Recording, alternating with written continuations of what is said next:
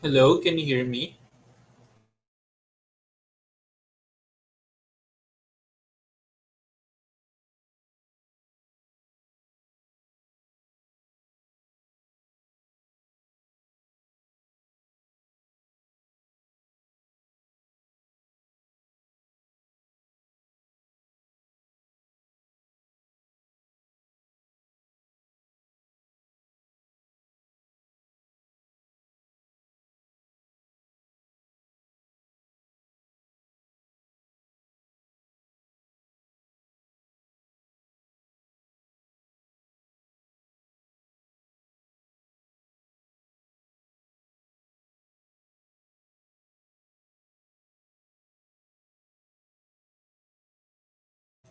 Okay. Hello everyone. Good evening sa ating lahat and welcome to I lost track our fourth live stream. Pang-apat na ba ito? I think so. It's been a week since nung huli nating pagkikita and I hope all of you are doing well. Hope that this has been a productive that the past weekend and the past week has been productive for you. Okay? Yan. Welcome sa isa na namang live stream. And hello sa ating mga consistent viewers. Yan. Especially sa ating mga reviewees who have been there. Okay? Mga perfect attendance. Ayan, no? Sino ba yung mga nauna? Tingnan natin sino yung mga nauna, no? Akit ako sa sa meeting chat. Ayan. Ang pinakaunang dumating ata si Luningning at 7:02 p.m. Almost 1 hour, no? 58 minutes before the start, no? Ayan, 7:02 p.m. Tapos siguro bumalik na lang siya. And then sila, Ellie, Kizaya, Raipi, Rinuma. Okay? Yan. Sila yung mga nakita ko, no? Of course, nandiyan din yung iba nating mga, no, mga frequent viewers. Nandiyan si Yun, no? Okay? Si Kimi, of course. Ayan, nandiyan si Kimi, no? Sino pa ba?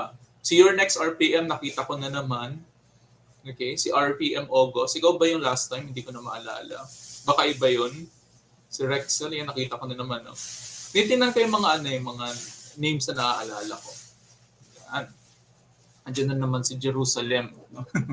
Ayan. Good evening everybody and thank you sa pag-attend tonight. And we are going to discuss, as promised, the Code of Ethics for Psychologists and Psychometricians. I hope I'm not lagging. Okay, I hope I'm not lagging kasi medyo mahina yung internet ko. I hope everything will work well. Kahit na naglalag yung video ko, what's important is yung voice ko is clear. For me, yun yung importante. Okay, for me, yun yung mas mahalaga. Let me just fix something with my settings, hoping that this will somehow improve the quality. Okay, before we begin. Okay, pero while I'm doing this, okay, ano ba yung mga expectations ninyo sa mga pag-uusapan natin tonight? Okay, what are, give me a word or a phrase na sa tingin ninyo madi-discuss natin tonight as we discuss our code of ethics. Or maybe you would like to talk about something that you want to learn more about na ethics related. Okay? So yun yung tanong ko sa inyo. Yung mga bawal talaga yung gusto niyang malaman. No? Ayan, I changed the settings. So, ayan, nakakita ako ng drastic improvements. I'm not lagging that much like kanina. Okay, I'm gonna stick with this setting. Gumanda yung setting ko. Okay, so ito pala yung okay. Yan. Hindi po black. Napakaganda nito. No? Ito. Titingnan ko. Mamaya post ko yan. Pero ito. Ito maganda rin to competence. Yan, favorite topic ko yan sa ethics. Competence. Ayan, hindi black and white ang code of ethics. Okay, confidentiality, ethical principles. Okay. Telepsych, I will not be able to discuss it that much. Pero may paminsan-minsan masasingit natin siya sa discussion. Okay? Ayan. Okay. So, the code of ethics that I'm going to discuss tonight is a combination. Ay, maganda to, no? I accidentally highlighted yours. Hindi ko siya talaga gusto i-highlight. Okay? Hindi ko nga napansin eh. Pero magandang point ito. Pwede po bang i-photocopy yung mga manual at questionnaire? Yan, di ba? So makikita natin yan. Okay? And Okay, sige. So ano yung pag-uusapan natin tonight? Tonight we will discuss the Code of Ethics according to two references, no, two organizations. The APA Code of Ethics and most important, the PAP Code of Ethics. Yan. Especially that last year, 2022, the most recent version of the Code of Ethics was released.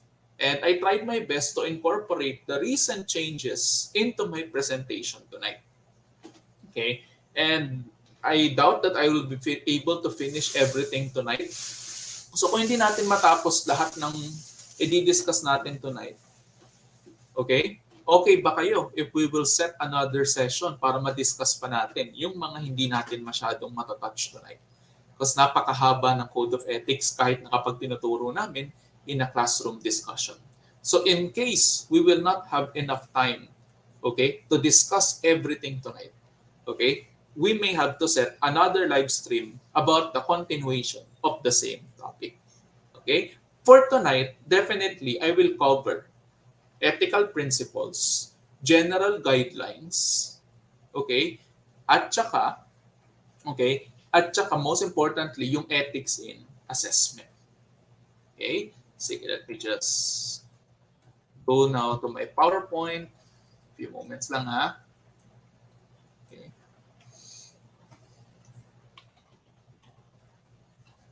Okay, there you go.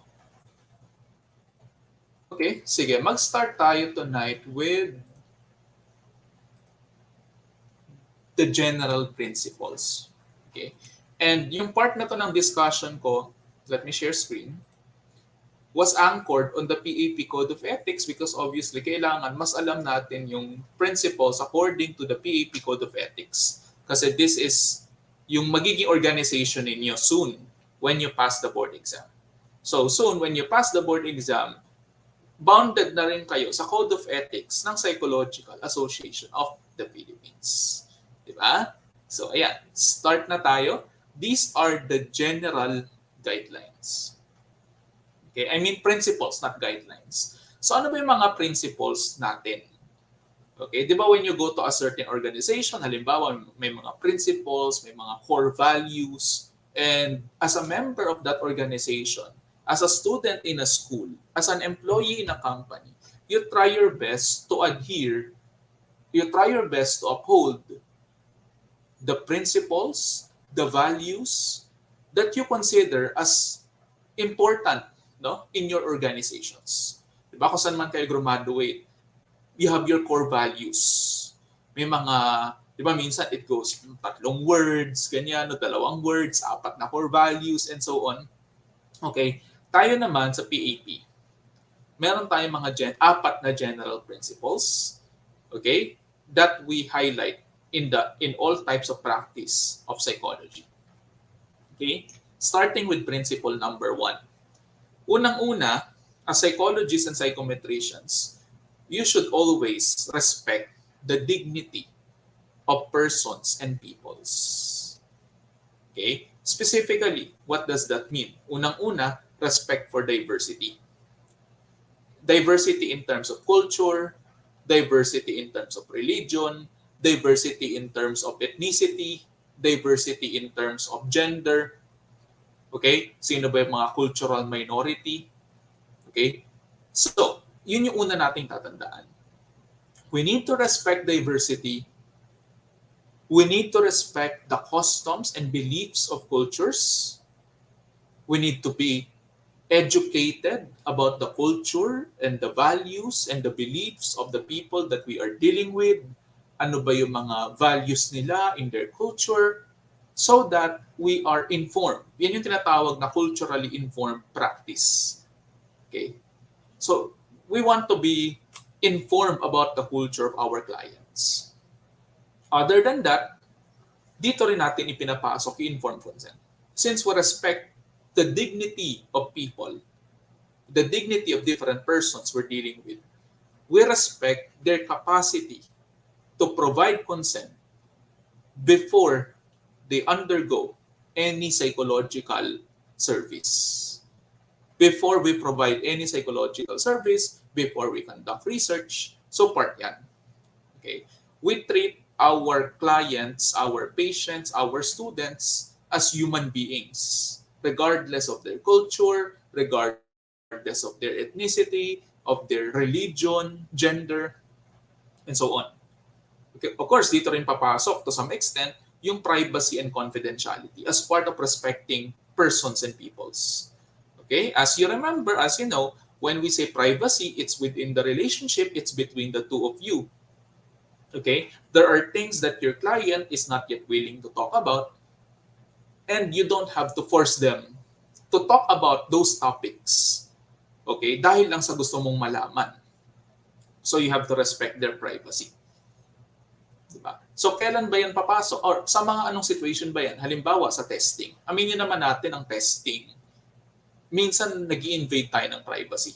Like for example, if a psychologist would administer a projective test, baka hindi natin alam we are invading the person's privacy when we are asking them to tell about their family, their mom, their dad, their relationship with their siblings, their sexual activities, and so on.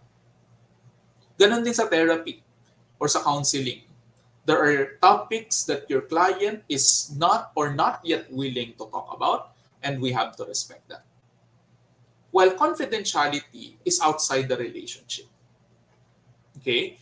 There are other parties involved, like mga third parties, like mga teachers, parents, okay?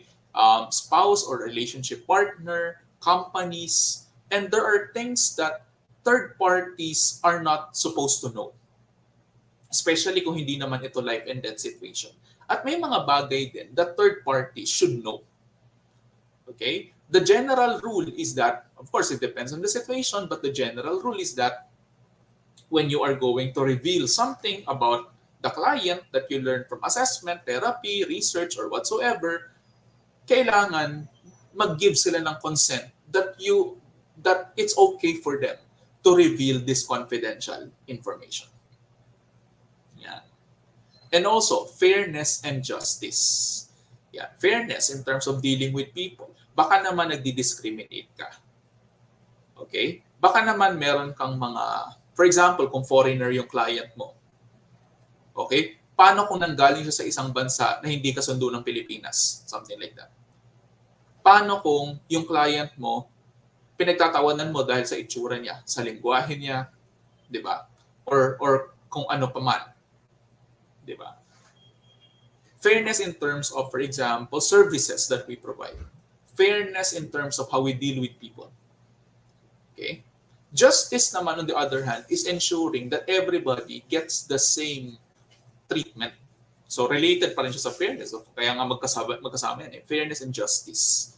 Yeah. For example, you need to make sure that everybody gets access to the treatment, di ba, that they deserve, the treatment that they need. Di ba? Regardless of their culture, their religious beliefs, and so on.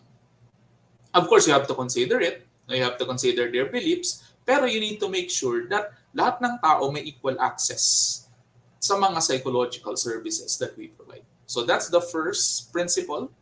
The second principle is, sabi ko nga kanina, competence is my personal favorite. It's about competent caring for the well-being of persons and peoples. So what do we mean by competent caring? Okay?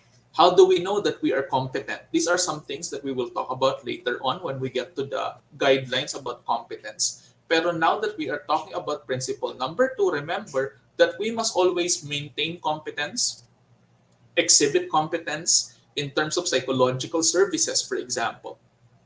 Okay? Dapat yung ipoprovide mo na psychological services is something you have been trained to do. Okay? You should know what is the right psychological intervention, for example. And by determining and providing the right psychological intervention, you are demonstrating competence. When you are teaching, okay, you cannot be an incompetent teacher. When you are conducting assessment, ang hirap naman if you are an incompetent assessment psychologist. And in doing so, by being competent, that is also our way of doing no harm. Because if we are not competent, how sure are we that what we're doing is beneficial instead of harmful to our client. Okay? Paano kung hindi ka naman nag-aral, for example, hindi ka pa nakakapag-masteral, for example, and then you are conducting what we call psychotherapy. Okay? Wala ka pa naman palang prior training on psychotherapy. So my question is, how do you make sure that what you are providing to your client is beneficial rather than harmful to them? Okay? So, there you go, no? That's competence in general. Babalikan pa natin siya mamaya. Kasunod nun, of course, aside from doing no harm, if hindi natin sinasadya, inadvertently, we have caused harm to our clients, to our research participants, to our students, for example, to other people that we serve, we do our best to correct harmful effects. Kunyari, after taking part in an experiment, you damage the relationship between two people na magkaibigan. After taking part in an experiment, these people na couple are no longer the same with one another. So we need to take steps to correct the harmful effects of our actions. Of course, part din dyan is developing and maintaining competence. When we say developing, like, for example, your studies, attending seminars, trainings, attending conventions, going to masters, going to graduate school is a way of developing competence. But aside from developing competence, it is also our responsibility to maintain competence. And by maintaining competence, we are making sure that what you know now in preparation for the board exam ay hindi maglalaho after the board exam. Okay? Because 1 year from now, you will be a different person. Maybe you will no longer remember some of the concepts that you know now in preparation for the board exam. So that's the challenge. How could you stay competent if you are no longer studying? Diba? Ako, I have classmates who would say, ay, hindi ko na alam yung mga natutunan ko before the board exam. So that's the challenge. If you are a psychometrician or a psychologist, how would you make sure that your knowledge in psychotherapy, in testing, in assessment, in the subjects that you're teaching, di ba, are still up to date? Yan. And of course, no, we need to have self-knowledge regarding how our own values, attitudes, and experiences, as well as social context, influence our actions, interpretations, choices, and recommendations in the psychological services that we are going to do, because we have to be competent when we care, okay, when we provide, when we care for people and for persons and people. So yan yung pangalawa. Yung number 3, ito, huwag niyong kakalimutan to kapag kunyari, practitioner na kayo. Because maraming pagkakataon that principle number 3 will be tested. Susubukin talaga yan. So what's principle number 3? Integrity. So what is integrity? This is about honesty, truthfulness, being open, and accurate in our communications. One example would be in a psychological report. Okay, so whatever you write in a psychological report should be truthful, it should be honest, it should be accurate. Okay, it should be impartial, and we should minimize our biases. Okay, and we should not exploit persons or peoples for our personal gain, professional gain, financial gain. May nakita na ba kayong psychologist na nanggamit ng tao? For example, ginagamit lang yung mga estudyante niya. O kaya naman, ginagamit lang yung mga clients niya. Okay? Hindi naman talaga. Pineperahan, kunyari. Di ba? That's financial gain. Okay? Pineperahan lang niya, pero inuuto-uto lang pala niya. Hindi pala siya nagpo-provide ng magandang service. And also avoiding conflicts of interest. Yan. Magpo-focus ako dun sa number 1. Honest and truthful, accurate communications. May mga pagkakataon in practice wherein you will be tempted to, what's the word for that? To twist the results. You will be tempted to twist the results of, say for example, a psychological report. Susubukin ka talaga.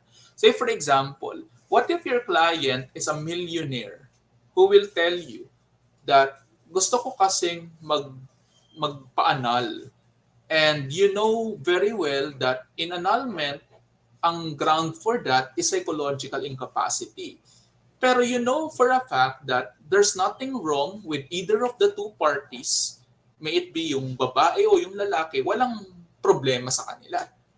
Okay? Pero your client told you that I will give you 2 million pesos. Just make it look like that there's something wrong with my wife, with my husband, di ba? So, of course, dapat hindi ka magpapadala sa ganun. Okay? Or for example, what if a company will pay you to tweak the research results, sabi nga ni Ningning, to fabricate. No? I-tweak mo naman yung research result para magmukhang yung ginagawa nating intervention effective. O kaya naman, ibahin mo yung sasabihin mo sa research paper so that ito yung message na isa-send natin sa mga tao.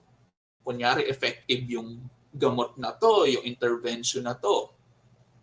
Di ba? Yan.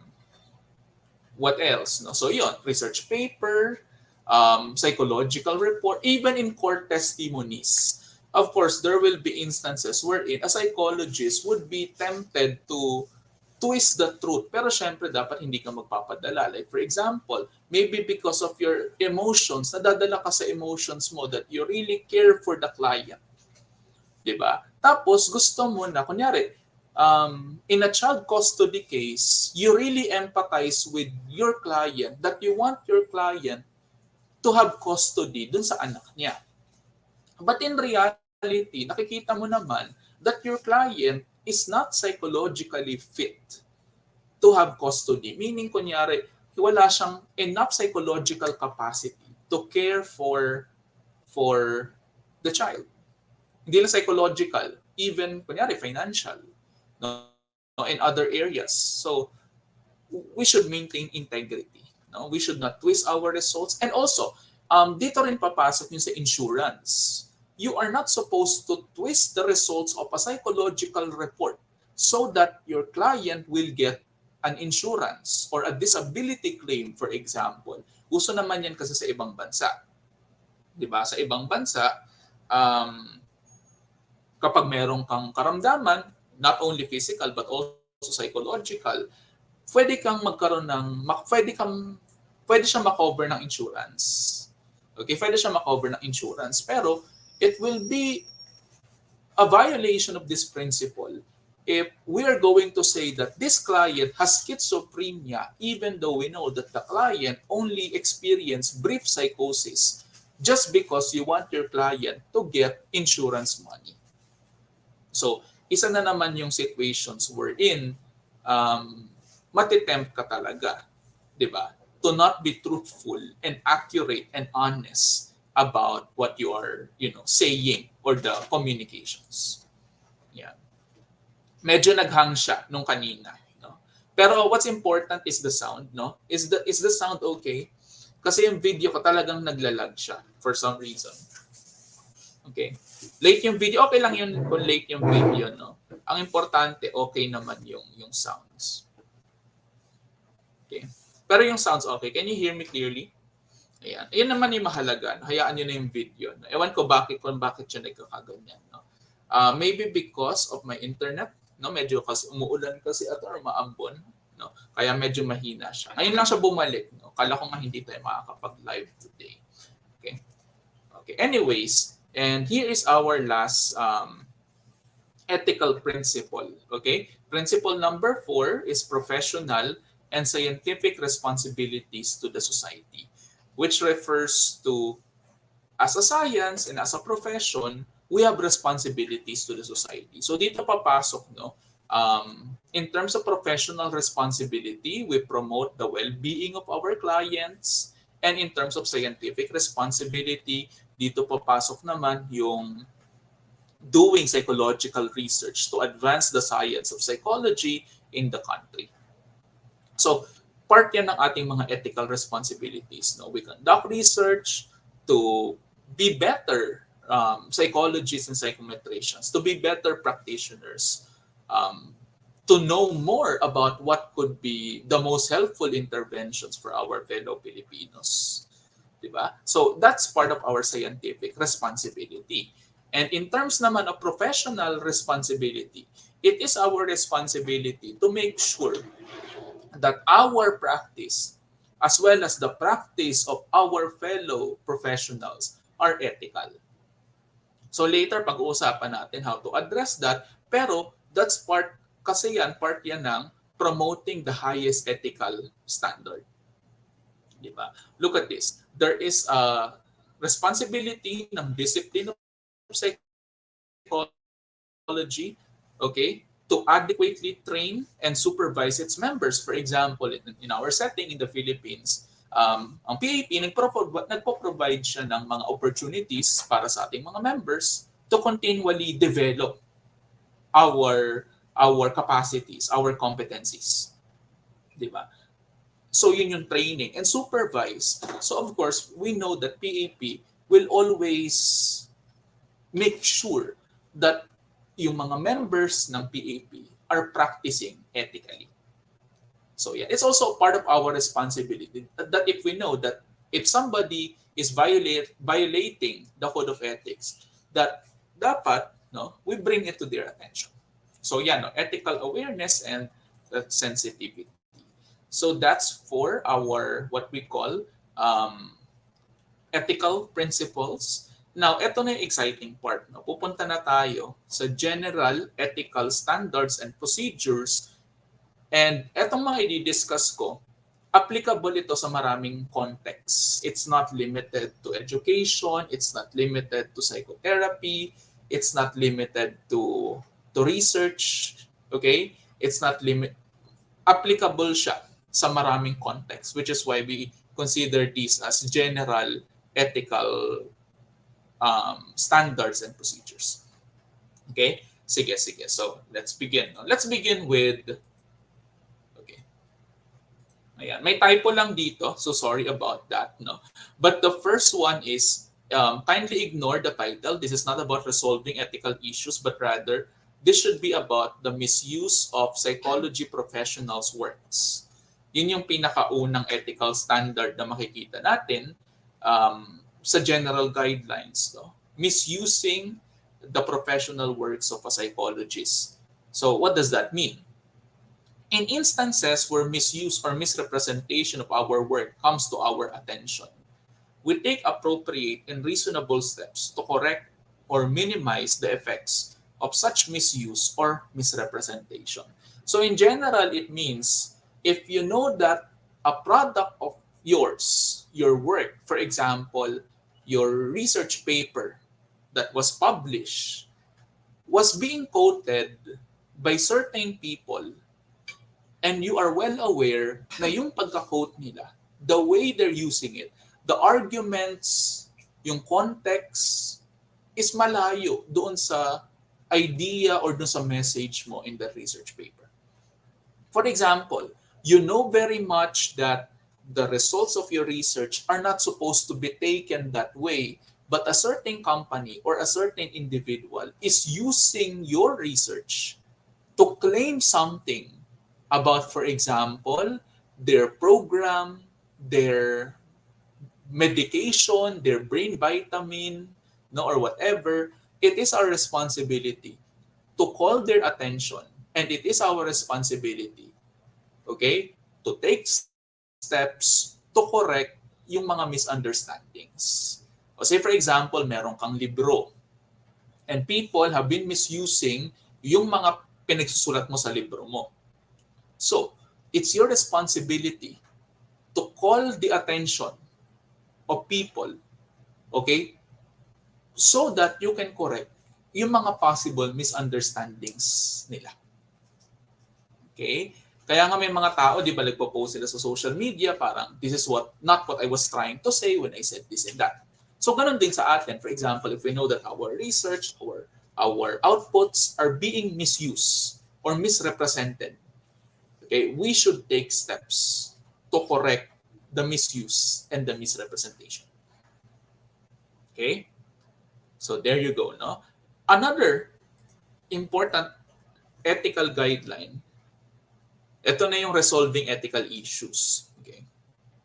So, what will you do Okay? Ito na 'yon, no? Paano 'yun kung may conflict sa yung ano ba? Paano kung may conflict sa ethics yung colleague mo? How will you do it? Ito na 'yon, so sakto.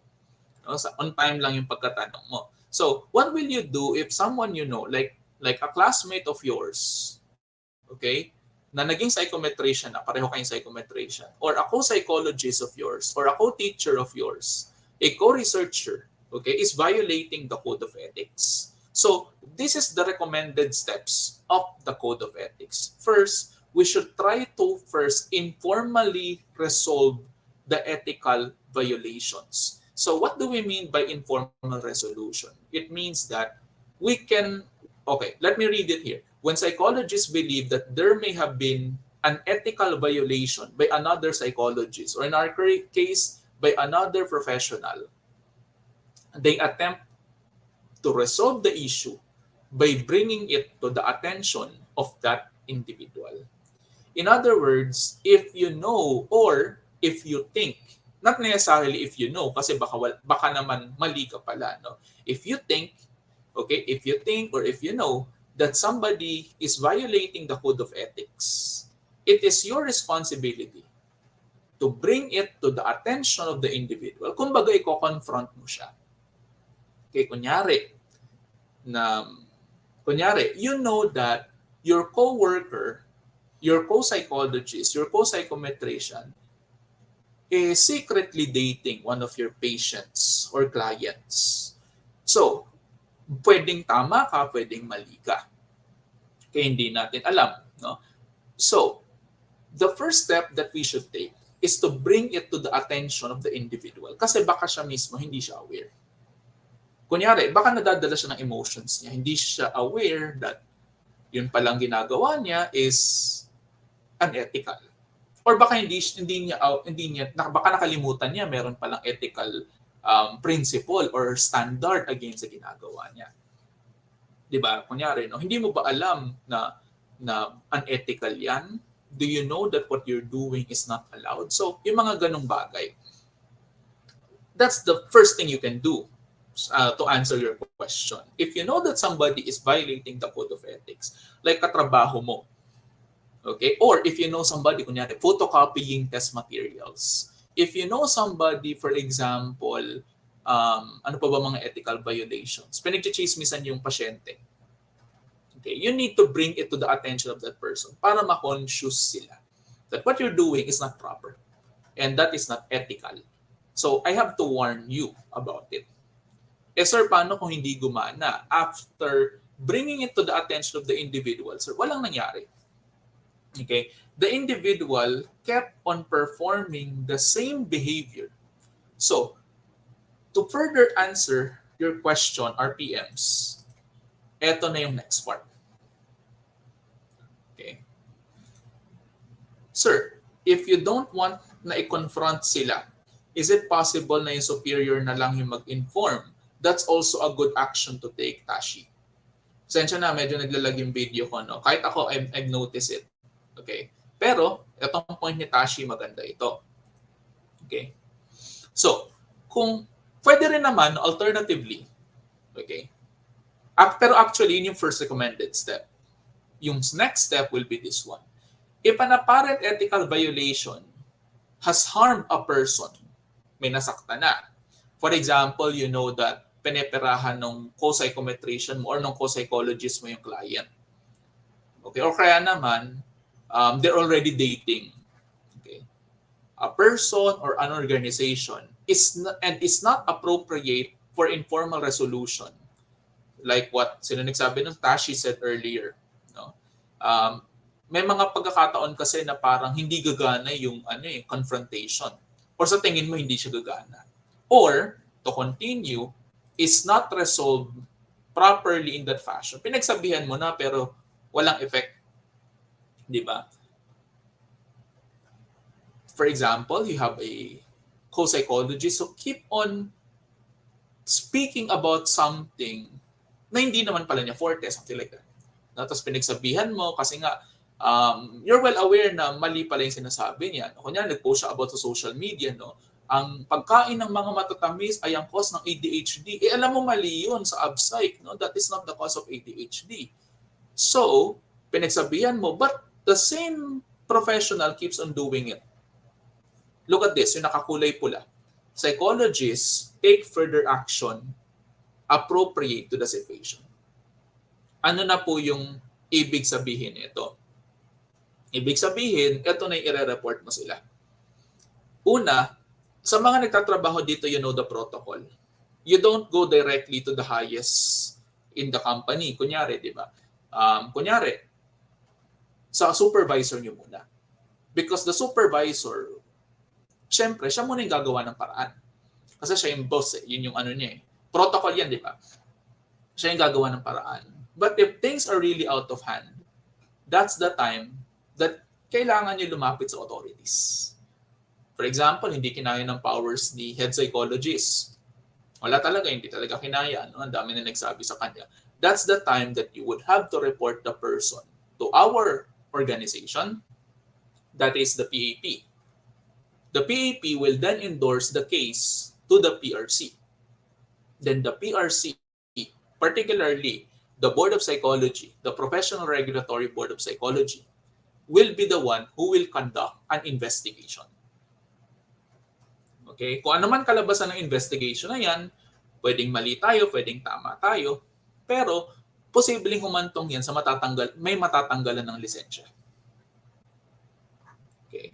Posibleng dumating yun sa ganun. Baka dumating siya sa point that if talagang maraming ginawang violation tong tao na to, posibleng dumating siya sa point na matatanggalan siya ng lisensya. Okay?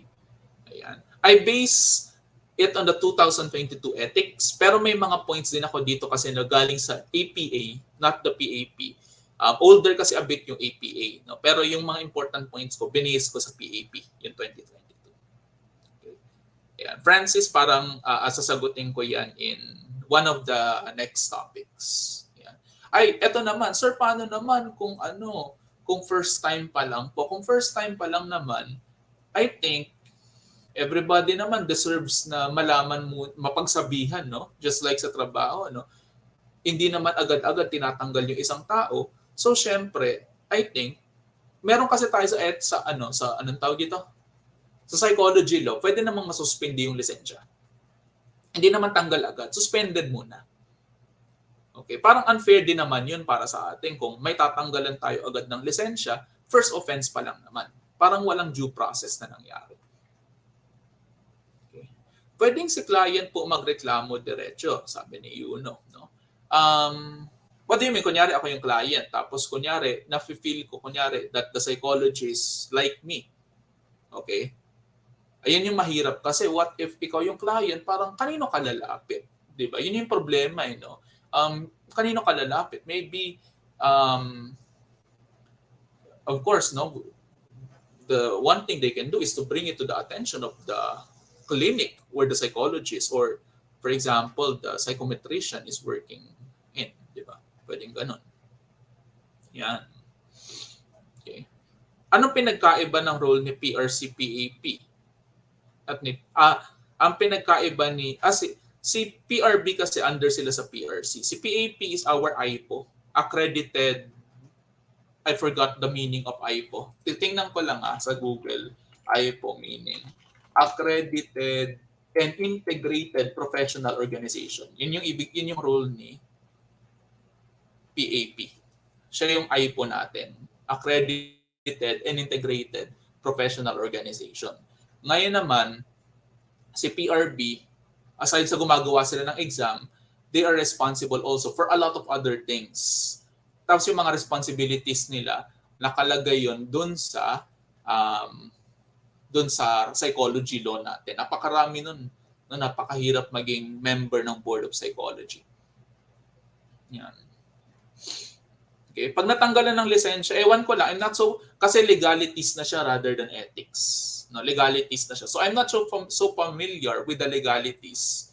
Okay? So sino na ba mag-handle niyan? Will it still be PAP? I think that's more PRB na in partnership with PRC, of course. No? Of course, tingin ko lang yan, but I'm not so sure. No? More of legalities na kasi siya. Yan. Okay. A good question, sir. Paano kung sexual harassment? Sabi dito, if harm has been done, okay, yan ang pwede mo nang i-take further action.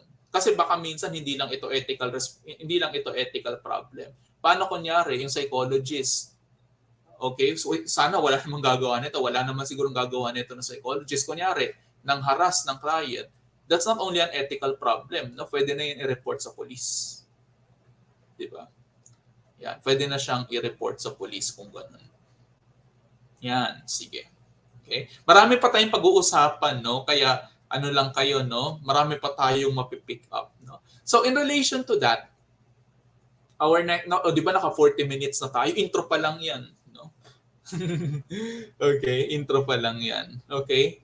Okay, next. Cooperating with ethics committee. So, sabi natin kanina that if we know that somebody is violating the code of ethics, we can bring it to the attention of the individual. If hindi gumana, we can take further steps like to report them to our organization, which will endorse the case to the Professional Regulatory Board of Psychology.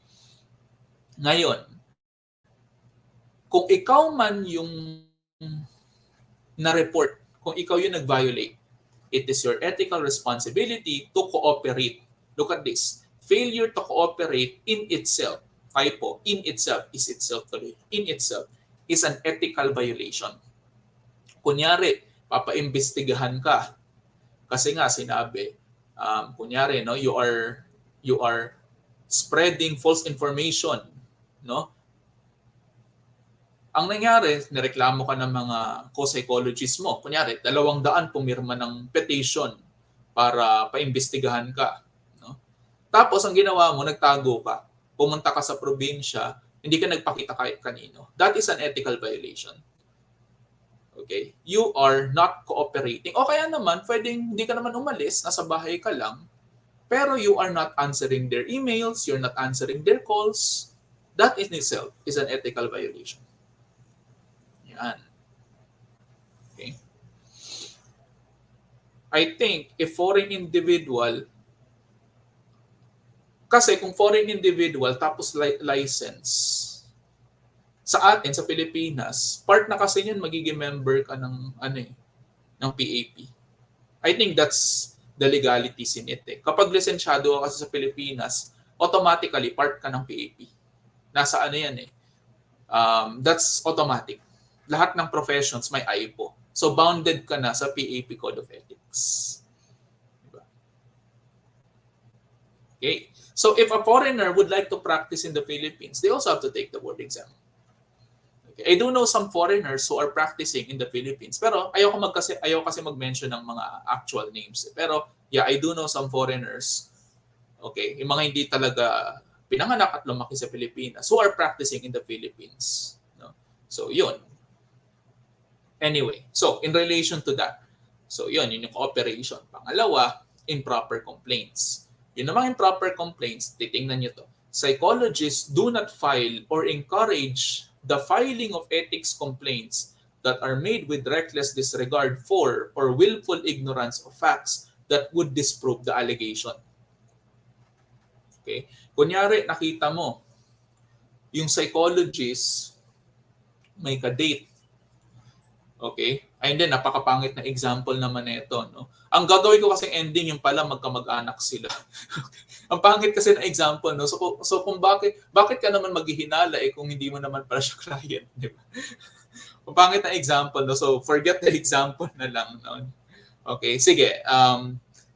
Go in general, before you file a complaint against somebody, okay, you need to make sure na may basihan ka. Okay, you need to make sure na may basihan ka. Because if there are evidence showing na mali yung allegation mo, wag mo nang ituloy yung complaint. Wala ka naman palang basis kumbaga nagbibintang ka lang. Okay? Nagbibintang ka lang Allegation lang yan. Okay? You're on your part ba? Wala kang sufficient basis, okay, to sabihin na tanggalan ng lisensya or whatever. And then you're still pushing it, di ba? Parang on your end, may pagkukulang ka rin doon. So, tatandaan, no, before din natin ireklamo ang isang tao, kailangan may basis tayo. Okay? Kailangan we have sufficient basis to do so.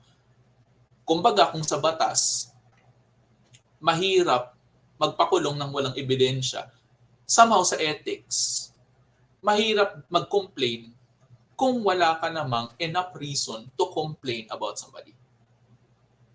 Okay. I do not want to I refuse to answer this one kasi I don't know the case. No, pero that's a good case study. Tingnan niyo na lang yung facts, no? Gaano ba tagal ba sila magkakilala? Okay? Baka naman hindi na siya yung psychologist during that time. I refuse to answer if I don't know the situation.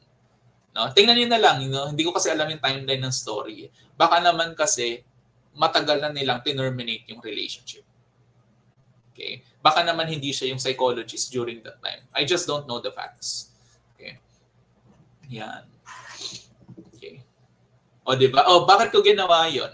No? Later, you will know why I did that. Diba? Next. Still about the same topics. Unfair discrimination against complainants and respondents. Pag sinabi respondent, yung nirereklamo. Okay. O maganda to, paano kung yung employer mo mismo nagpo-promote at nagdadirect ng misusing ng test since wala siyang alam about the test pero nag-refuse siya kahit sa explanation na mayroon ka. Okay. Mahirap na situation yan. Okay, baka ang ending yan, mag-resign ka. Marami akong kilalang gano'n, no? They tried to convince their boss that about, their misunderstanding of psychology, na mali sila. Pero wala talaga, hindi gumana. How did it turn out? Nag-resign sila because hindi nila masikmura yung mga ginagawa nila na alam nilang mali. Or alam nila na mini-misuse yung work nila.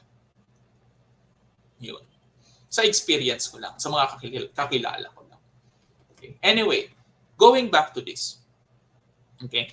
Unfair discrimination against complainants and respondents. Pero I think dito ang finokus ko sa PowerPoint ko yung respondent, yung nirereklamo. Psychologists, look at this, tandaan nito. Do not deny persons employment, advancement, admission to academic or other programs, tenure or promotion based solely upon having made or their being the subject of an ethics complaint. Sige, ganito yan. Kunyari, ikaw yung nirereklamo. Nirereklamo ka, okay, that you have a relationship, a secret relationship with a former client. Okay. Ngayon, kumbaga sa batas, although hindi naman batas to, no? Guilty until, baliktad, innocent until proven guilty.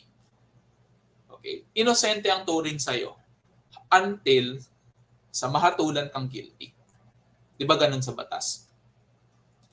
Sa ethics, dito sa principle na to, hindi ka pwedeng i-discriminate unfairly. Hindi ka pwedeng tratuhin in an unfair manner kung hindi pa naman napapatunayan ang mga allegation sa iyo. May kilala ba kayong for example, nakasuhan, inarrest or whatever? Diba? Innocent until proven guilty. In our case, kunyari, meron akong ongoing case. Okay, kunyari may ongoing case ako. Okay, kunyari I breach confidentiality and has a very big impact. Okay. Ngayon may ongoing case ako. Nag-apply ako ngayon sa isang university for PhD. Tapos, si university, hindi nila ako tinanggap as their student just because I have an ongoing case. The ethics discourage that. Hindi siya tamang behavior for employers, for bosses, for institutions. Kunyari, may ongoing case ka tapos tatanggalin ka. Because you have an ongoing case, we're going to fire you. Mali yun kasi hindi pa naman napapatunayan. Okay. So yun yung point netong we do not tolerate unfair discrimination. So how about, sir, yung may mga copy ng test na hindi naman licensed? Yan yung problema. Okay? Ang hirap kasi, we do not we do not encourage that. Okay? Dapat yan ay ipinapaalam sa mga kunyari, 'di ba, may superior naman yan, may department chair siya. We should let the department chair know about this practice. Kasi sir, yung department chair yung nag-encourage, no? May authorities na titingin yan. Kunyari, alam niyo ba yung Board of Psychology natin, nag-i-school to school yan. Okay, malay niyo masilip, 'di ba? Let's bring it to their attention. One school is allowing, for example, non-psychometricians, non-psychologists to teach and to handle psychological tests. Yun, 'di ba? What if, sir, mapatunayan? Eh di ngayon may rason ka na. No? If you want to, for example, demote somebody, if you want, for example, to terminate somebody.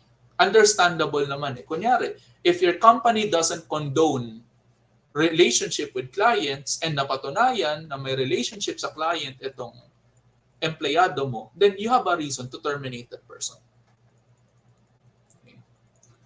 Kung photocopy lang naman, okay, for educational purposes, still kasi you're talking about psychological tests. Okay. Okay. What does it mean? Ayaw sabihin yung reason why they deny the person. Okay, parang unfair naman yan. There should be a reason kung ba. Parang ang unethical naman ng dating nun, kunyari, 'di ba? Hindi kita tatanggapin sa kumpanya na to dahil may ongoing case. Kaya hindi mo sinabi pero deep inside kasi sa loob-loob mo ay may ongoing case to, ayoko tanggapin to. Parang unfair naman 'yun. 'Di ba?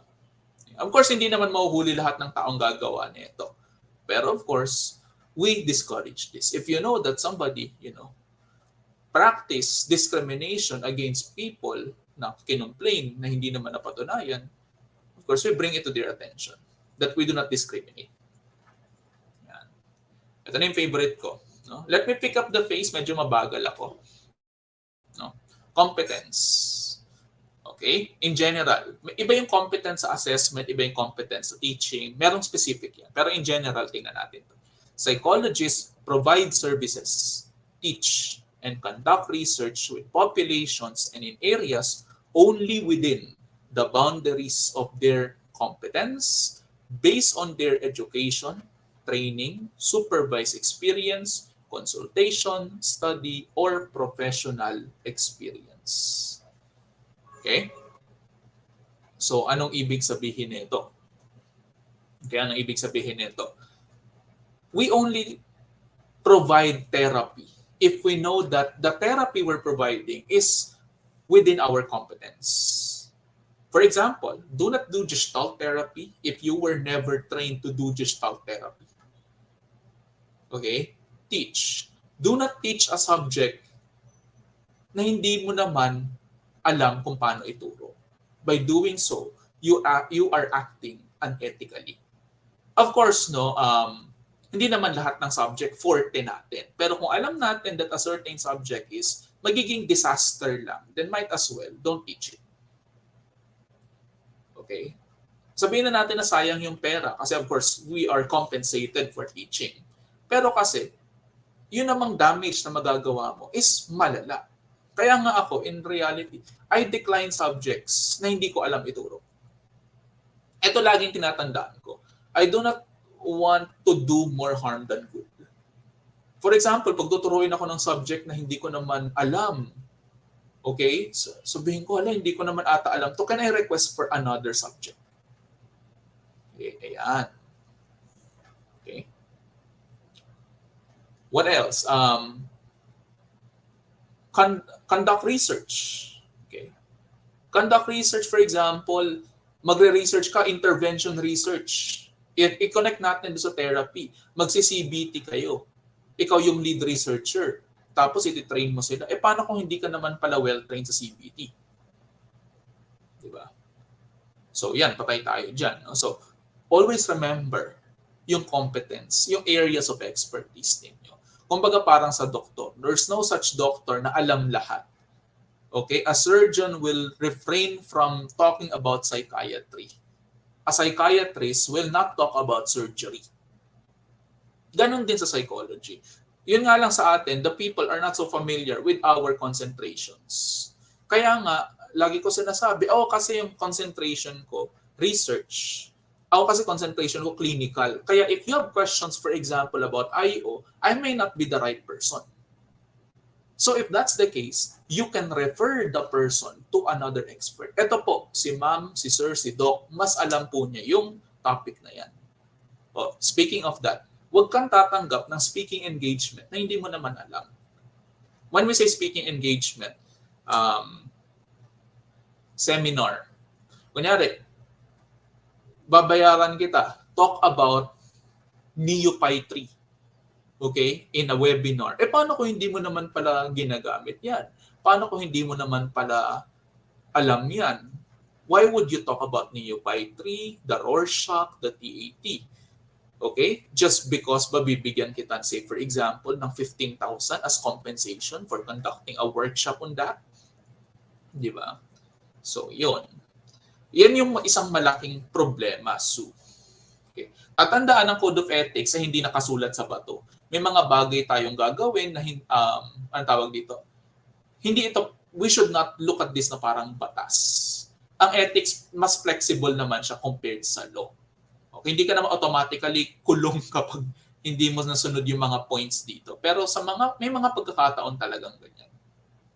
Kumbaga, always remember, when we talk about the Code of Ethics, we do not obey it. Rather, we adhere to it. Meaning, we do our best na sundin yung nasa Code of Ethics. Pero alam natin may mga pagkakataon na, in this case kasi, parang it's for the greater good. Di ba? Kunyari, nasa probinsya kayo and then nobody else can teach experimental psychology.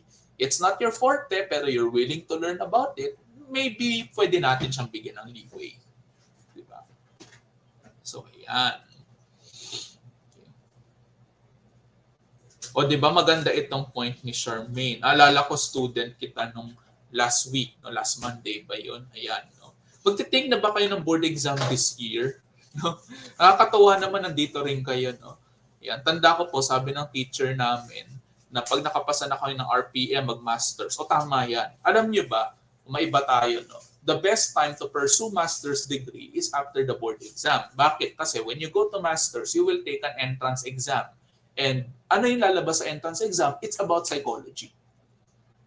Okay? So, kung hindi man lumabas sa board exam, yung inaral ninyo sa review, baka naman lumabas yan sa entrance exam. So, if you're looking for a sign, this is it.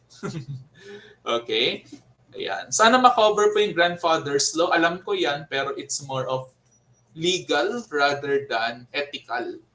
Okay? Competence, sakto na ba? Is this the right time to talk about it? Pwede naman siguro, no? Pero short lang, yung grandfather's clause dun sa psychology law, during the first 3 years of the board exam, meron kasi mga matagal ng practitioner. So, pwede silang magkaroon ng license even without taking the board exam, just as long as they can prove na competent sila. Magsasubmit ka halimbawa ng mga documents proving na 10 years, 5 years ka ng practitioner, may master's ka, may PhD ka. Yun yung sinasabi ng grandfather's clause. Ngayon, hindi na siya pwede. You really have to take the board exam if you want to have a license. Pero dati, may mga teacher kayo na license without taking the board exam because of the grandfather's clause. So, kumbaga naging portfolio assessment siya. Nag-submit sila ng mga dokumento, it was evaluated, and then after evaluation, nag-decide ang Board of Psychology who should be given a license at kung sino yung hindi.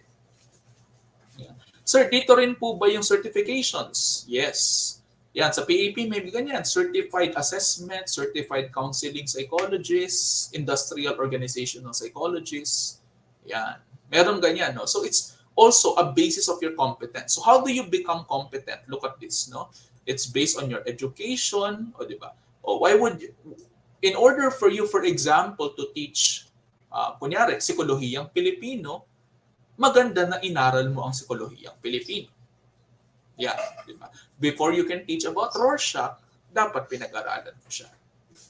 Okay, training. Ayan, kunyari, nag-attend ka ba ng, why are you talking about statistics? Do you have training on that? Di ba? Yun. So, Ayan pa, isa pa yun, no? Training, mga seminar. Okay. Supervised experience, ayan, sa OJT. Okay? Part din yan ng consultation. Study, professional experience, and so on. So in relation to that, ibang usapan naman yan. I think later yan, yung emergency services. You know? Look at this. So, part of our competence, look at this. Because this is one of my favorites. Hindi yun yung reason why you should look at this. No? Look at this because this is very important. No? That's a badly praised sentence. No? Look at this because this is my favorite. Hindi yun yung reason, by the way. Okay? Anyway, competence. We shall regularly engage in continuing professional development activities to ensure our services remain to be relevant and applicable. Okay, as such, the accumulation of the prescribed number of CPD points shall be necessary for the renewal of one's license as provided by the Republic Act 10912 or the CPD Act of 2016. Okay? Ibig sabihin nito, as part of maintaining our competence, bakit ba may CPD law na napaka-infamous? Di ba nga ang daming gustong ipa-abolish yung CPD law na yan? Ako, yung stand ko dito is not popular, pero ako, I support the CPD law. Some of my colleagues may hate me for doing this. Okay? Pero ako kasi, for me, to make sure that we are competent, kailangan talaga, okay, we engage in continuing professional development. Pag nag-attend ka ng mga training, may mga points yan. Okay? Try nyo mag-search ng keywords niyo sa Facebook. Seminar, psychology, or seminar, psychometrician, CPD points. Once you get your license, after 3 years, mag-expire yan. For you to renew, kailangan nakapag-accumulate ka ng CPD points. And for you to know if the training you are attending counts sa renewal mo ng license, you need to check ilang points yung ino-offer ng training na yon. At bakit kailangan? Very good. Dapat kasi updated.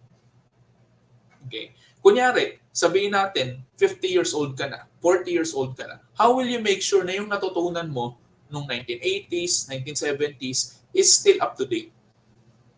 Pero ito yung ito rin, but at the same time, while I support the CPD law, at the same time, I agree with what John Lloyd is saying here. Okay din sana if regulated yung CPD providers to control the fees kasi baka pinipirahan lang yung mga professionals. Kunyari, you will charge an outrageous amount of fee tapos hindi naman pala worth it. Yun kasi yung problema. Kaya maraming against sa CPD law. Pero kasi parang isipin niyo, parang nag-enroll lang kayo niyan sa school. Di ba mahal ang tuition? Ganon din kapag nag-training ka because you are paying for the expertise, for the knowledge that you're about to learn.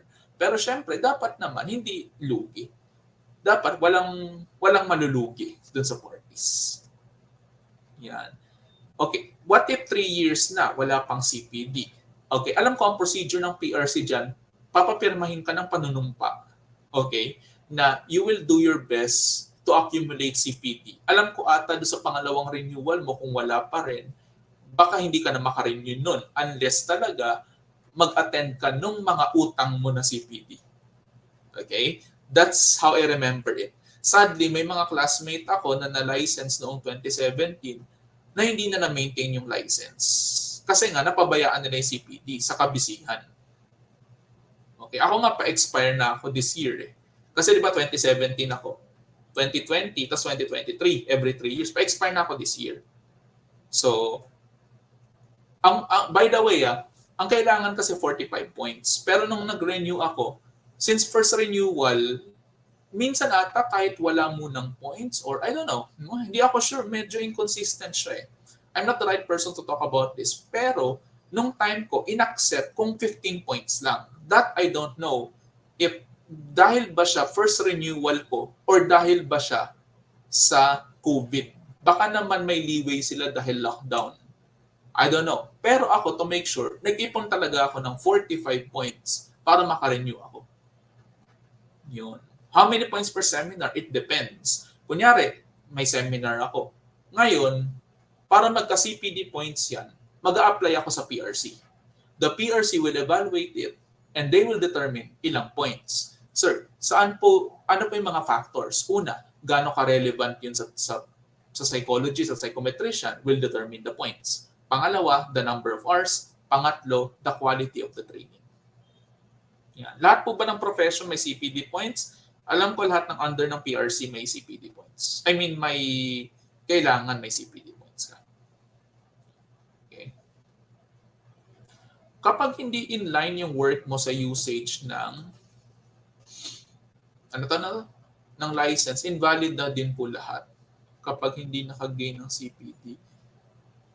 Kunyari, mag-work ka tapos hindi inline sa psychology. Kunyari, trabaho mo, office worker ka, gano'n, tapos hindi siya inline sa psychology.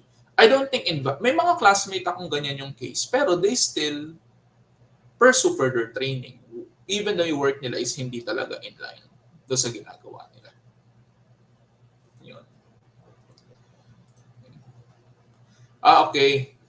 Ito may updated. Hindi na ako updated, no? Okay. Kung saan mo man nakita yan, maganda yan. No? Saan mo siya nakita? Titingnan ko rin. Kasi ako, yan din yung iniisip ko hanggang ngayon. No? Pero kung ito nga, di malaking tulong ito doon sa mga hindi masyado nakapag-ipon ng points nung lockdown. Ako lang ata, ako 30. Kasi alam ko, yung isang year during lockdown 2020, hindi ako naka-attend ng seminars nun. No? Yun yung naalala ko. If this is really the case, as Jella said, malaking tulong ito sa mga natamaan ng pandemic. Okay. Yeah. May mga nabasa rin akong ganito kapag first 3 years daw. Pero kung mga pang-10 renewal mo na yan, kailangan talaga may CPT ka. Mga pangalawa, pangatlo, yun. Hindi naman siya tanggal kapag hindi na renew. Hindi ka lang talaga considered na license. Okay. Kailangan mag-gather ka ng points para maging license ka ulit. Para ma-renew mo, I mean. I don't know how they do it in other professions. Okay, I don't know how they do it. If may kapatid kayo na ibang professions, might as well ask them. Okay, pero ako rin, curious din ako how they manage to do it. No? Teaching psychology, I think pwede mo siya apply. Okay? Pero ang mas counted pa rin yung mga trainings, yung mga seminars. Sir, paano kung sobra-sobra? I think babay na yun eh. I think ganun siya eh. Kasi parang dapat within the last 3 years. Parang ganun ko siya naiintindihan. Okay. Pero you know what? Before we leave this topic, alam ko na maraming against sa CPD. Alam ko na maraming gusto ipa-abolish ng batas na to. Pero, sa ibang bansa nga, para makarenew ka, ang CPD points nila, nasa 100, nasa 120. Tapos sa atin, 45. May time pa na inallow yung, sabi nyo nga, 10, 15. So, in that way, parang you have to ask yourselves, are we really up to the standards of global, standards of psychology? Yun. Okay. Right? Anyway, sige. Yan. Ngayon naman, in relation to that, okay, gusto ko ma-discuss pa ethics of assessment 908 na, no? Okay, tapusin ko tong general guidelines sa ethics of assessment na tayo. Okay. Providing services in emergencies, tatandaan natin kapag emergency, iba yung usapan. Pero kailangan, tandaan pa rin natin yung code of ethics natin, we shall make our services in emergency. We shall make available our services in emergency situations to individuals for whom the necessary mental health services are not available to ensure that they are not deprived. Okay? Even though you are not that much trained, you should at least do something, pero tatandaan, we shall proceed cautiously.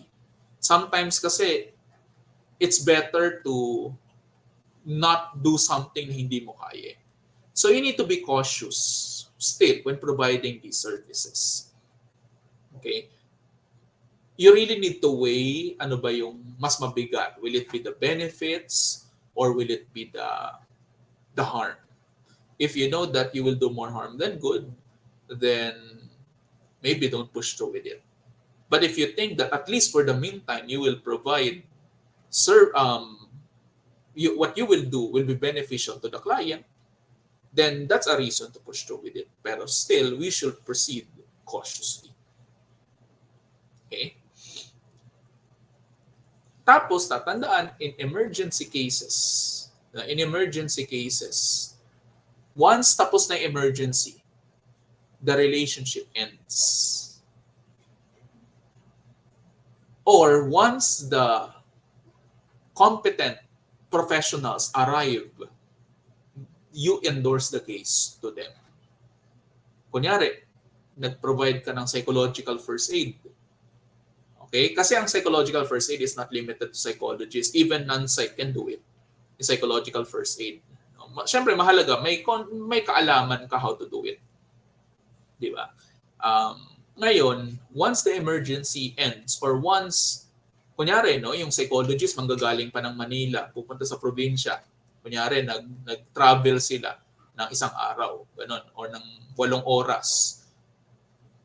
Pagdating ng psychologist, you endorse the case to them. Kasi sila yung nararapat na mag-provide ng service. Yan. Kaya ito kinlarify ng PAP kasi I think, sa opinion ko lang, feeling ko, nung pandemic, maraming nag-take part sa mga services na hindi naman dapat pinoprovide ng psychometricians. Kasi isa nga itong quote, emergency. Yun nga lang, hindi naman natin in-expect na itong emergency na ito ay hindi pala agad-agad matatapos. Napakahabang lockdown pala. Yun nga lang, no? May mga tao who took advantage of the situation. Kaya dapat talaga, we should proceed cautiously. Okay. Still about competence. Ayan, example of abuse of influence. So look at this, no? Presenting yourself as an expert so that people will believe you.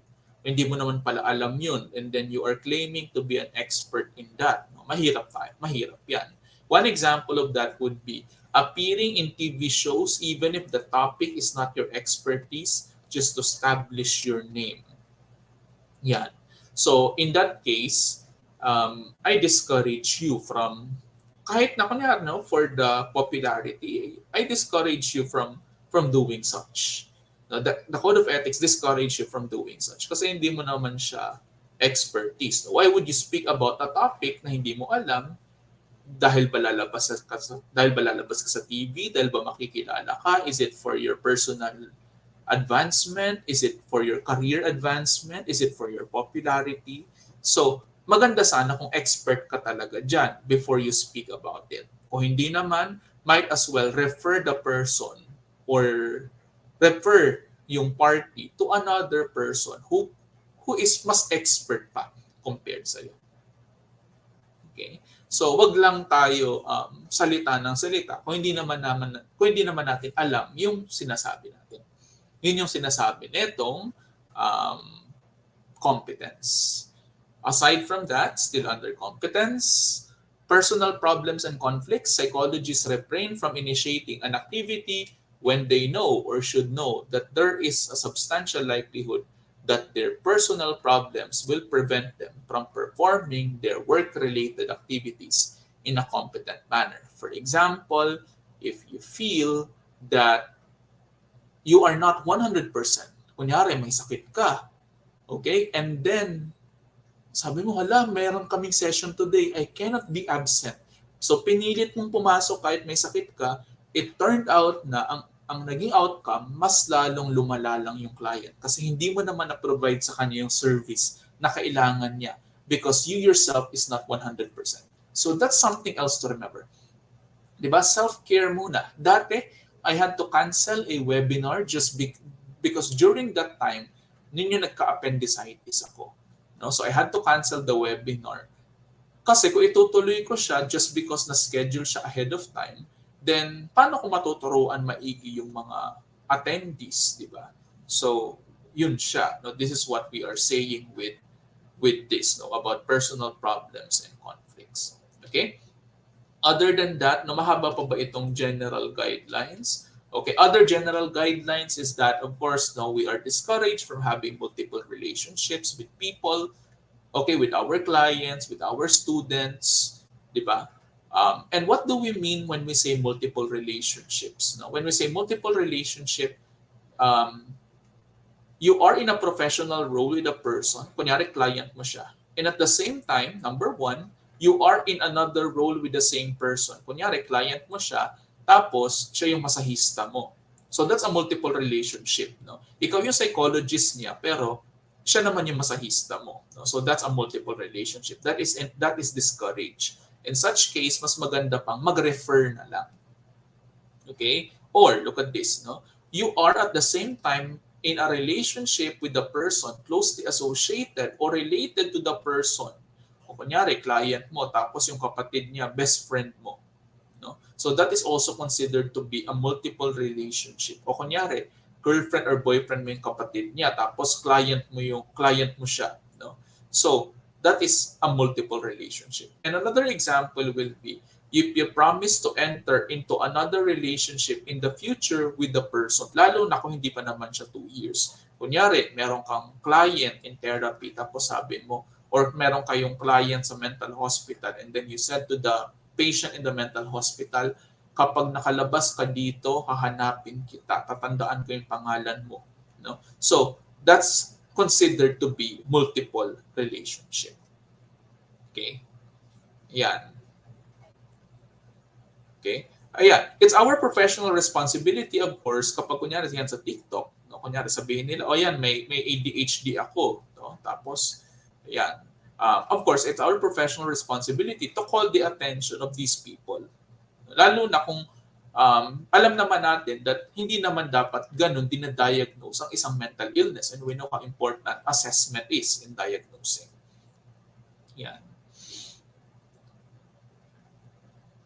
Kunyari isang family sila, pwede mo silang maging client. No, walang problema doon, no? Unless na lang kaibigan mo yung isa sa mga family members. That's a multiple relationship. Pwede mo rin sila maging client in a family therapy or in individual therapy na hiwa-hiwalay. So, yun naman, wala siyang problema. Unless na lang talaga may kamag-anak or kaibigan ka doon sa family na yun. Okay? What else? Tatandaan, informed consent. I think you know this very much. In everything we do, we always get the informed consent of the person.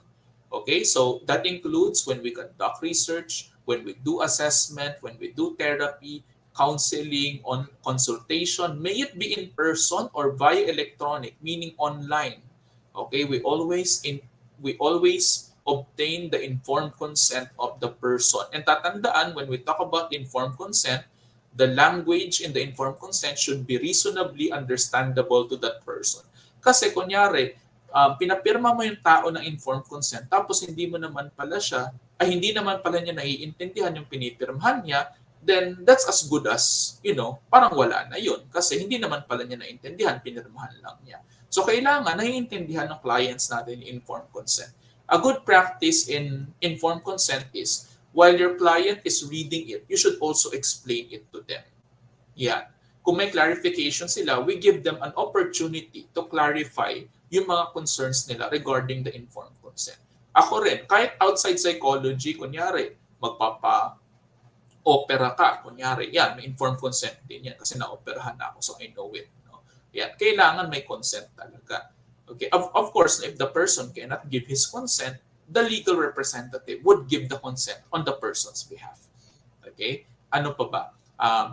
Yan, kunyari, nung nabakunahan naman kayo ng anti-COVID, no, na vaccine, nung nabakunahan kayo, meron din yung informed consent. No? That before you said yes, you need to be informed about the risks and benefits nung undergoing nung vaccination. Yan. Okay? Alright? So, ito kasi yung mahirap paano kung nasa remote area. No? Titingnan mo kung ano na siya, kung hindi na siya, ang tawag dito. Kung minor pa siya, parang napakahirap naman na situation. Kasi kung minor pa siya, somebody must be with the child, like a tito or a tita. Pero kung hindi naman na siya bata, like 18 pataas na siya, then nasa tamang edad na siya to give his or her informed consent. Okay. Hindi natin masyadong ginagamit yung waiver. I think sa ibang field yan. Pero sa atin, it's more of informed consent. Okay? Yan. Paano pala kung later you find out, kunyari, nakapatid mo pala or pinsan or whatever, no? Tapos friend mo pala, no? I-stop niyo po ba yung session? I think you can do a referral kung ganyan. Okay? You can do a referral if that is the case. So that's one good thing you can do about it. Okay? Yeah. Anyway, sige, tapusin na natin yung limits of confidentiality. I'll just read through this. No? Number one, if the client is under the... Sa ibang bansa kasi 16 according to Corey. Sa atin, 18 kasi. No? So we can maybe change this to 18. We have a reason to believe that our client is a victim of incest, rape, child abuse, or some other crime. We can break confidentiality. So isa yun. Pangalawa, if we know if the therapist, the assessor determines that the client needs hospitalization, kunyari, yung client natin, suicidal, tapos the client is currently losing blood, no? So in that case, uunahin natin yung buhay niya, di ba? So we can break confidentiality. Okay? And also, when the client requests that their records be released to them or to a third party, like what I said earlier, if nag-consent naman yung client that their records can be released, di ba, kung may consent naman nila, that's also another reason for us na pwede na natin i-break yung confidentiality. Okay? Ayan. Sige. What else? No? Still under informed consent, ma-apply po sa emergency situation. No? Ako rin nag-iisip din ako. No? Pero kasi madalas yun nga, yung kunyari, yung you will have to ask to do therapy wherein hindi naman yun part ng responsibility mo as a psychometrician. Okay? Or maybe as simple as PFA, no, psychological first aid. Okay? Yung kanina, no, if the person is under, if we have a reason to believe na yung person is na rape, no, currently being abused, a victim of incest, then we can break confidentiality. No? Kung bata yan at alam mo, kunyari, inaabuso siya ng mga magulang niya o kaya naman victim siya ng incest, then we can break confidentiality. Kasi ito ay isa ng life and death situation. At isa na itong, alam natin, may nasasaktan na tao. Okay. Okay, sige. Other than that, recording. Kung in anything that we do in psychology, if we're going to record, okay, if we're going to record, tatandaan, we obtain permission from all persons or their legal representative. May it be voice, picture, or video. No? Kailangan merong permission nila. Kaya nga 'di ba tayo sa Zoom o permission to record po, no? Ayan, ganon din naman tayo, 'di ba? We are not supposed to share mga recordings if alam naman natin na walang consent yun ng tao. If a person declines na i-record sila, then it's unethical to record them. Okay? So, ayan. Okay? What else? O yun, kunyari, no? Ano pa ba sa recording? O kunyari, no? What if, sir, yung patient ko sa mental hospital, ayaw po pumayag na magpa-record? The rule of thumb is, you have to remember what they're saying, okay? Para hindi mo sila kailangang i-record. Tapos after the interview, jot down as many as you remember. As much as you remember, i-jot down mo siya somewhere, like in a notebook. Okay. So, hindi mo kailangan na i-record siya kung ayaw naman niya because that is considered to be unethical. Okay. Eh sir, paano kung yung nag-assault po yung family niya? In that case, pwede mo naman niya i-report kunyari sa police. Tapos i-rescue siya ng DSWD. Kasi that is no longer a situation na safe para sa tao. Okay, i-rescue siya. Kung minor de edad yan, i-rescue yan. Ilalayo siya from the environment kung saan binubugbog siya.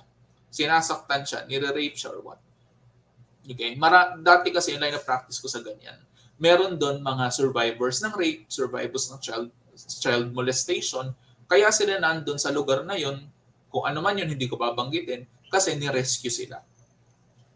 There's a reason to believe na kung nasan sila kung nasan sila before is no longer safe for them. Yan. Okay. Kung routinary, part na siya ng ano tawag doon? Part na siya ng exemption sa informed consent. Kung routinary testing naman.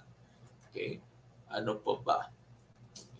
Ito kasi parang nabanggit na natin to kanina, no? Yung parang yung sa TV related din naman. Hindi, iba pala ito, no?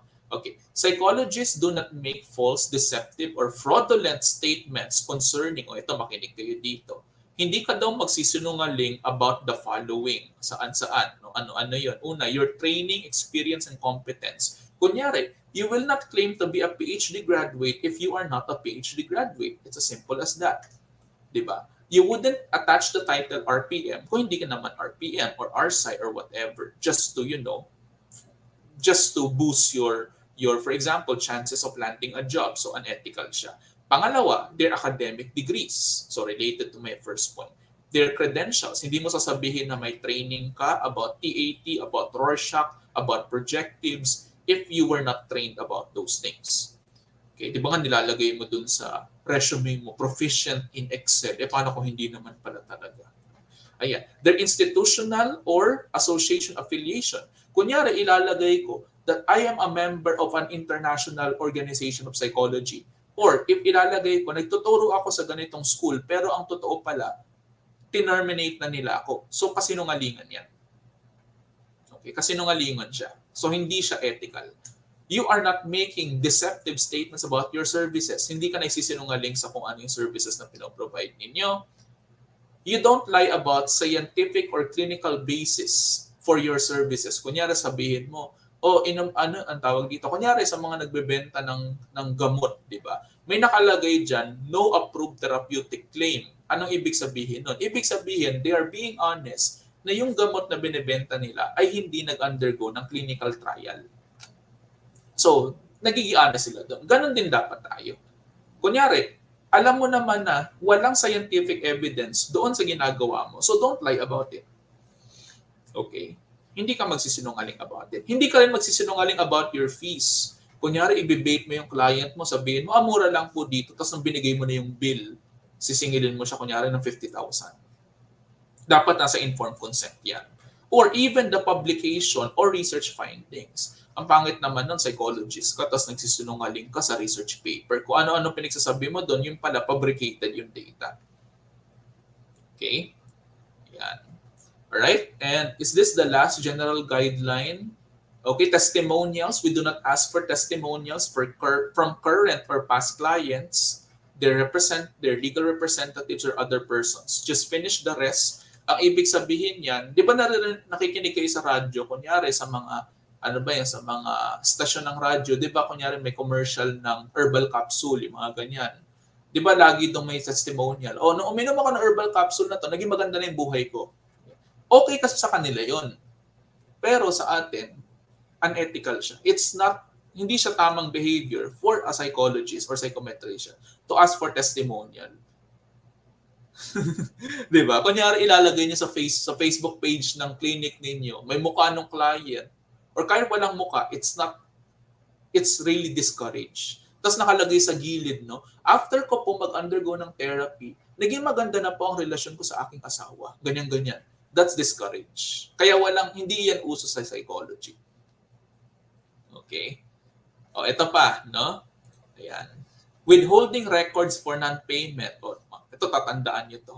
Psychologists may not withhold records under their control that are requested or needed for a client or patient's emergency treatment solely because the payment has not been made. Okay? Ako kasi, I know someone dear to me who needed emergency services. But this person, psychologist, refused to release the data about this person just because na late ng bayad. Hindi yan tamang ugali. Hindi yan tamang behavior. Hindi yan tamang gawain ng psychologist. Okay, napaka-unethical. Parang pinapakita mo naman na napakamukhang pera mo naman. Okay? So, sana walang magiging ganyan sa atin. No? Pero remember, it's emergency. Kaya kailangan mong i-release. It's an emergency. Kung hindi siya emergency, may karapatan yung psychologist not to release it. Analogy, kung hindi ka nagbayad ng tuition mo sa school, you will not get your grades. Ganon din sa psychology, ganon din sa assessment. You will not get the results if hindi ka nagbayad. If magpa-medical ka sa isang ospital or sa isang clinic, you will not get your X-ray, your CBC or whatever kung hindi ka nagbayad. Okay? Ganon din sa psychology. Kung hindi ka nagbayad, you will not get the result. Pero, kung emergency ito, okay, iba na kasi usapan. Yun nga, no? Kahit hindi pa siya nag-pay ko emergency, you need to release it. Okay? Yan. You need to release it if it's emergency. Ang alam kong arrangement dyan, every session you pay. Okay? Yun nga lang, may mga pagkakataon si client, kunyari, gipit. Nag-promise na next session na ako magbabayad. Okay? Pero yung next session niya, emergency. Nga nag-breakdown yung client. Tapos hindi mo na-release yung records niya. Diba? Yun. Unethical. Yung dinidiscourage yan. Okay? You are holding the records. Paano pag di talaga nagbayad? No? Allowed tayo, by the way, na magpatulong dun sa mga tinatawag na collection agencies. Ano po yung collection agency? Try niyo wag magbayad sa isang, kunyari sa Meralco or PLDT. In 3 months, may tatawag sa inyo. Yun yung collection agency. Pwede tayo manghingi ng tulong from them. Okay? Pero kung maliit na halaga lang naman yan, wag na lang. No?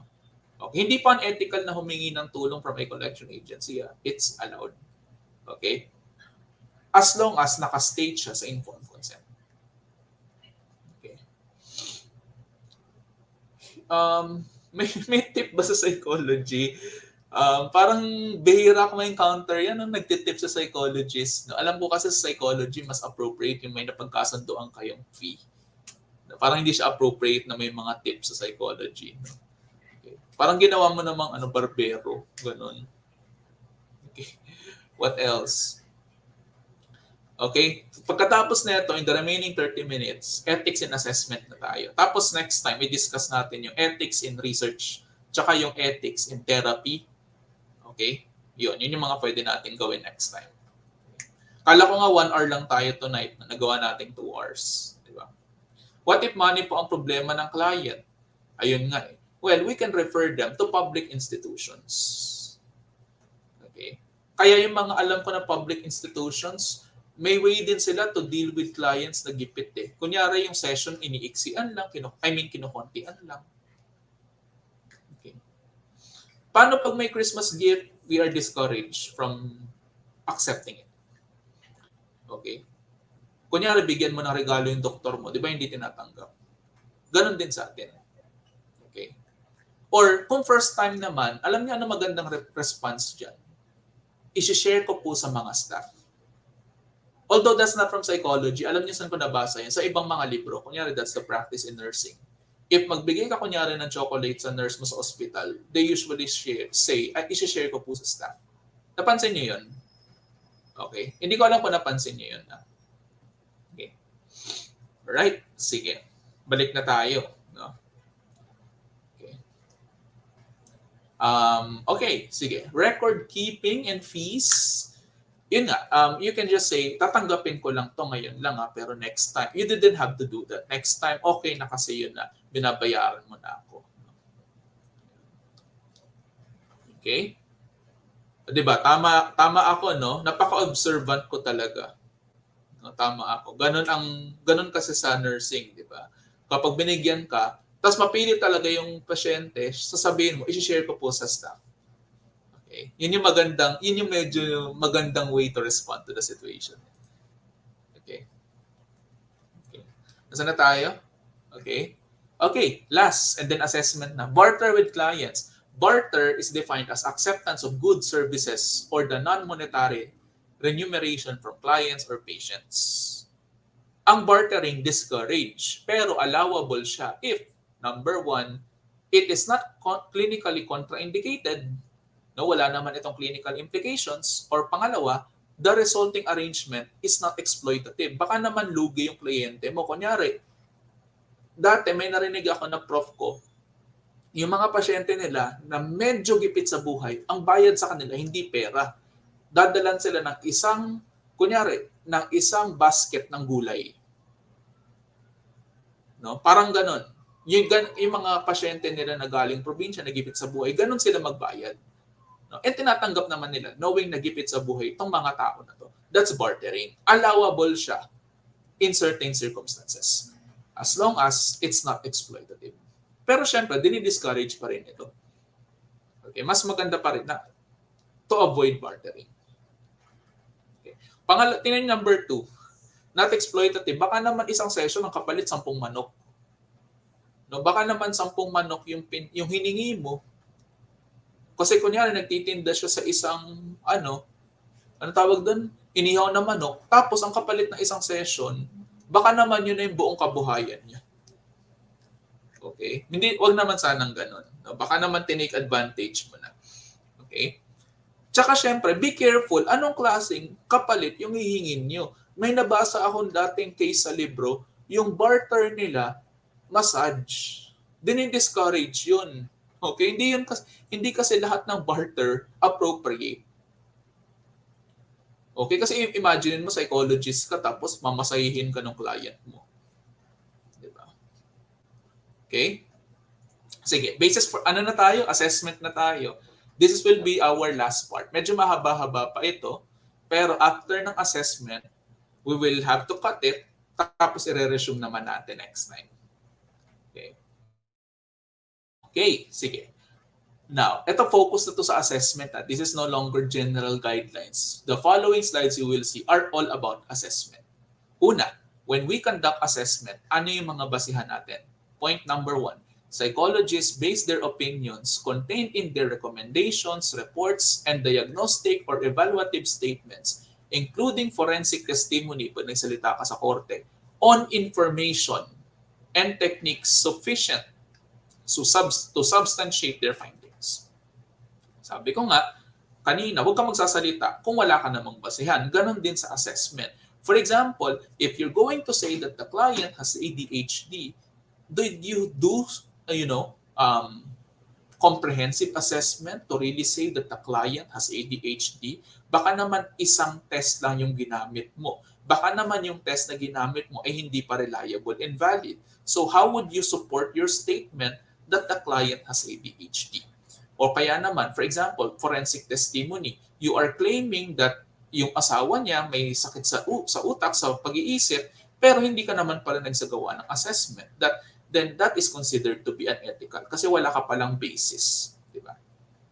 Pangalawa, no? Psychologists provide opinions of the psychological characteristic of individuals only after they have conducted an examination of the individuals adequate to support their statements. May mga pagkakataon wherein people, kunyari sa korte, okay, or in some other context, you will be asked to provide opinion about somebody. Like, meron ba siyang sakit sa pag-iisip? Or what can you say about this person?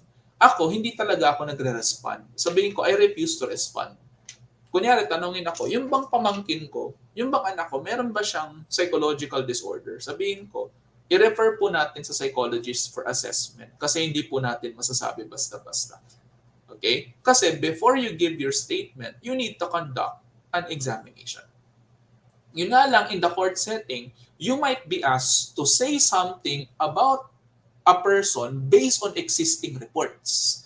If that is the situation, you are encouraged that instead of simply basing it on the reports, ikaw mismo magkanda ka ng assessment. Pero if it's not possible, you can still give an opinion about a person, pero dapat you have to be explicit on the limitations of your opinion. You really have kailangan ipaintindi nyo sa kanila na yung mga opinion ko limited kasi hindi naman ako yung nagsagawa ng examination sa kanya. The assessment was done by another psychologist, kaya you need to acknowledge yung limitations ng findings ko. Okay? So, yun yung ibig sabihin ng basis natin for assessment. What else? Uses of assessment. Psychologists use assessment methods that are appropriate to an individual's language preference. O kunyari, kung hindi pala niya kayang answeran yung English na version ng test, huwag mong gagamitin yun.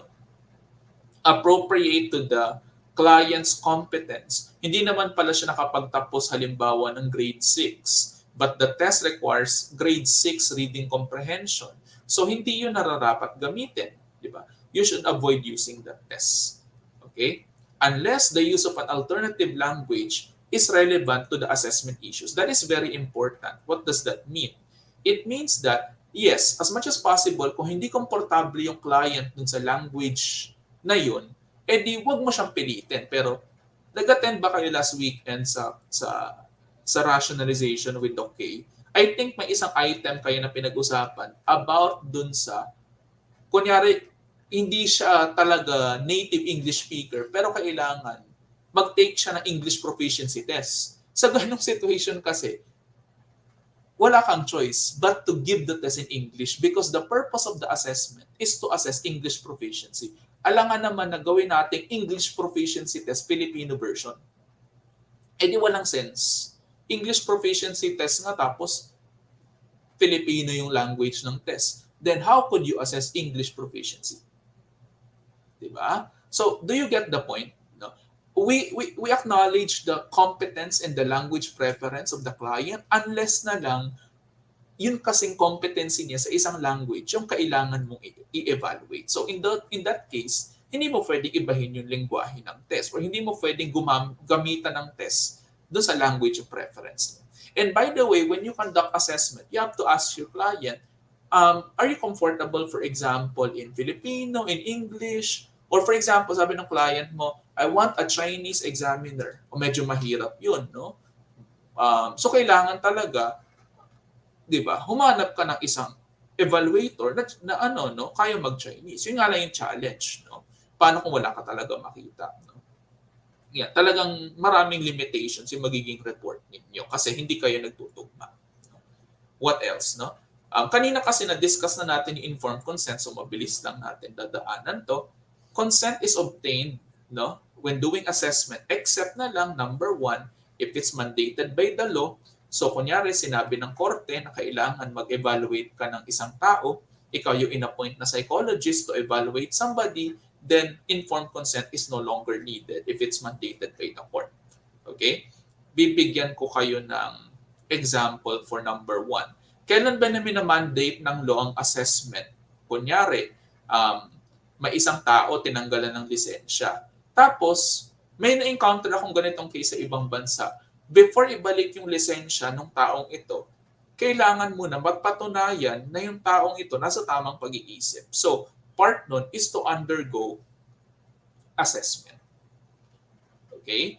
So ganun yun. Isa yung mga pagkakataon wherein you really need to undergo assessment. Wala kang choice, no? Kasi mandated siya by the law. Okay? Number 2, if it's routinary, for example, in an entrance exam in a school, or it's a job application test. Since it's routinary, then there's no need anymore for informed consent. And number 3, if you're conducting assessment to evaluate the decisional capacity of a person, ibig sabihin yan, yung client mo sa assessment, may doubt ka kung kaya ba niyang mag-decide, yung decisional capacity niya is into question. For example, yung client mo meron siyang intellectual disability, alam naman natin kung meron ka ng condition na yon, you cannot really make decisions for yourself, lalo na kung malala talaga. So in that case, okay, pwedeng hindi ka na magbigay ng informed consent, or ideally, the one who will give consent on the person's behalf is their legal representative. Okay? Ayan. So ito, optional na lang sa informed consent. Pero still, even though optional siya, ipapaunawa pa rin natin dun sa tao why they have to go assessment and what is the purpose of assessment sa abot na makakaya natin. Dati may client ako may intellectual disability, ang nagbigay ng consent para sa kanya ay yung nanay niya. Kasi nga, wala siya sa tamang decisional capacity, okay, to give consent. Okay? Sa workplace kasi, ano bang klaseng assessment yung pinag-uusapan natin? No? For example, kung ito ay kunyari, application sa trabaho, in that case, ano na yun, no? Hindi na nun kailangan ng informed consent. Pero kung ibang klaseng assessment, depende kasi no, kung ano yung pinag-uusapan natin. Okay. Yeah, what else? Still about informed consent, we educate our clients about the nature of our services. So ano, papaliwanag mo sa kanya, ano yung assessment ba? No? In plain language. Financial arrangement, dapat sa informed consent pa lang pinag-uusapan na ninyo kung magkano kaya yung estimate na aabutin ng mga procedures. Potential risk, meron bang risk ang pag-undergo sa assessment? Okay? What are the limits of confidentiality? O dapat alam na yan. Okay? That I have to break confidentiality if you are going to do harm to yourself or to other people. Okay? And as I mentioned earlier, in instances where our clients are not competent to provide informed consent, like for example, if the client is a child or if the client has a severe psychological condition, a mental disorder, we discuss these matters with their family or their legal guardian. Okay? What else? Ito yung mga update sa PAP Code of Ethics. Okay? In instances where a third-party interpreter is needed o kailangan ng interpreter, the confidentiality of test results and the security of the test must be ensured. Kasi baka yung interpreter na kinuha ninyo, yung ang tawag dito, baka marites pala, no? Outside the clinic, pinagchichismisan yung mga client. Hindi naman kasi siya psychologist, no? Interpreter lang siya. So kailangan alam nila yung limitations kailangan alam nila yung mga ethical responsibilities. Okay? The limitations of the obtained data are discussed in our results. Ito nga, kunyari, sinabi niya, I want a Chinese examiner. Wala kayong choice. O kumuha kayo ng interpreter kasi walang Chinese na psychologist. So, una-una, kailangan i-orient ko sa interpreter about the confidentiality, the privacy. And other than that, you have to be explicit in your psych report that merong interpreter in the assessment. Tapos, merong limitations kasi nga, hindi kayo nagtutugma eh. Dumadaan muna sa interpreter yung information. That is something that should be declared in the psych report. Okay? Ayan. What else? In tele-assessment, ito yung online assessment. Okay? We inform test takers of the implications of poor internet connectivity during test-taking sessions on their performance, particularly for time assessment. So that is also something that they need to be informed about. Okay, there you go. No, other topics under assessment. Ito siya. No, in terms of assessment tools, yung mga ginagamit natin like test, interview, observation. Look at this. We judiciously select. Kumbaga, we carefully select and administer only those tests which are pertinent for the referral and the purpose of the assessment. So, ba't ka magbibigay ng IQ test sa kanya if hindi naman siya kailangan i-assess in terms of IQ? So, yun yung kailangan ninyo tandaan. No? Kasi yung test, they can also reveal information that the client doesn't want to reveal. So, you need to be careful kung anong test ibibigay mo. So, why administer a test if it's not even relevant to the concern of your client? Diba? Or the referral concern. We use data collection methods and procedures that are consistent with the current and professional development. Kumbaga, hindi ka gagamit ng test na hindi reliable and valid. So, kailangan maganda yung psychometric properties. Kung yung test obsolete na, edi wag mo siyang gamitin. We use tests that are standardized, valid, and reliable and has normative data directly referable to the population of our clients, although not all the time kasi merong normative data. So, yun lang yung nakakalungkot. Hindi lahat kasi ng test merong Philippine norms. So, isa yun sa mga pwede nating pagtrabahuhan in the future. Okay, maybe there will be large-scale research conducted to norm foreign tests in the Philippine setting. Diba? Ano pa? We administer assessment tools that are appropriate to the language, competence, and other relevant characteristics of our clients, mentioned earlier. And look at this. We use original copies of test materials, not photocopies, unless for educational purposes. Pero yun nga lang, tatandaan natin, meron kasi mga pagkakataon na walang sufficient na resources yung isang clinic, yung isang NGO, yung isang institution. So, yun yung mga gray area sa ethics natin. Like for example, paano kung wala silang pondo, pero kailangan talaga nila mag-conduct ng assessment. Hindi na ako magbabanggit ng mga pangalan kasi ayokong may ma-harm. Okay? Pero may mga experiences akong ganito kasi wala tayong choice. Kunyari, in a public hospital, diba? Wala silang pondo. Sa ethics natin, bawal yan. Pero kasi in that situation, parang napaka-limited ng magagawa natin. So, yun yung mga gray areas sa code of ethics natin. Okay? What else? Yan, malapit na tayo matapos. No? Obsolete tests and outdated test results. Always remember, psychologists do not base their assessment or intervention decisions or recommendations on data or test results that are outdated for the current purpose. Kumbaga, kunyari, nung elementary ka, nung grade 3 ka, you underwent assessment because you had a fight with your classmate.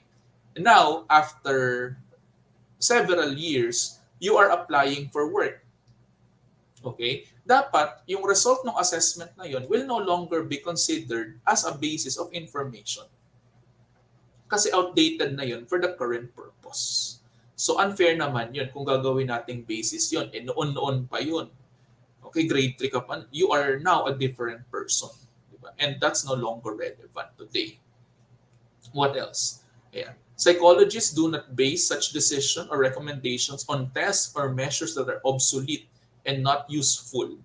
So yan, for example, yung test hindi na pala siya updated in terms of norms. Baka naman, ano pa yan, 1900s pa yan, tapos hindi na siya na-update. So you need to be careful, okay, when using these tests.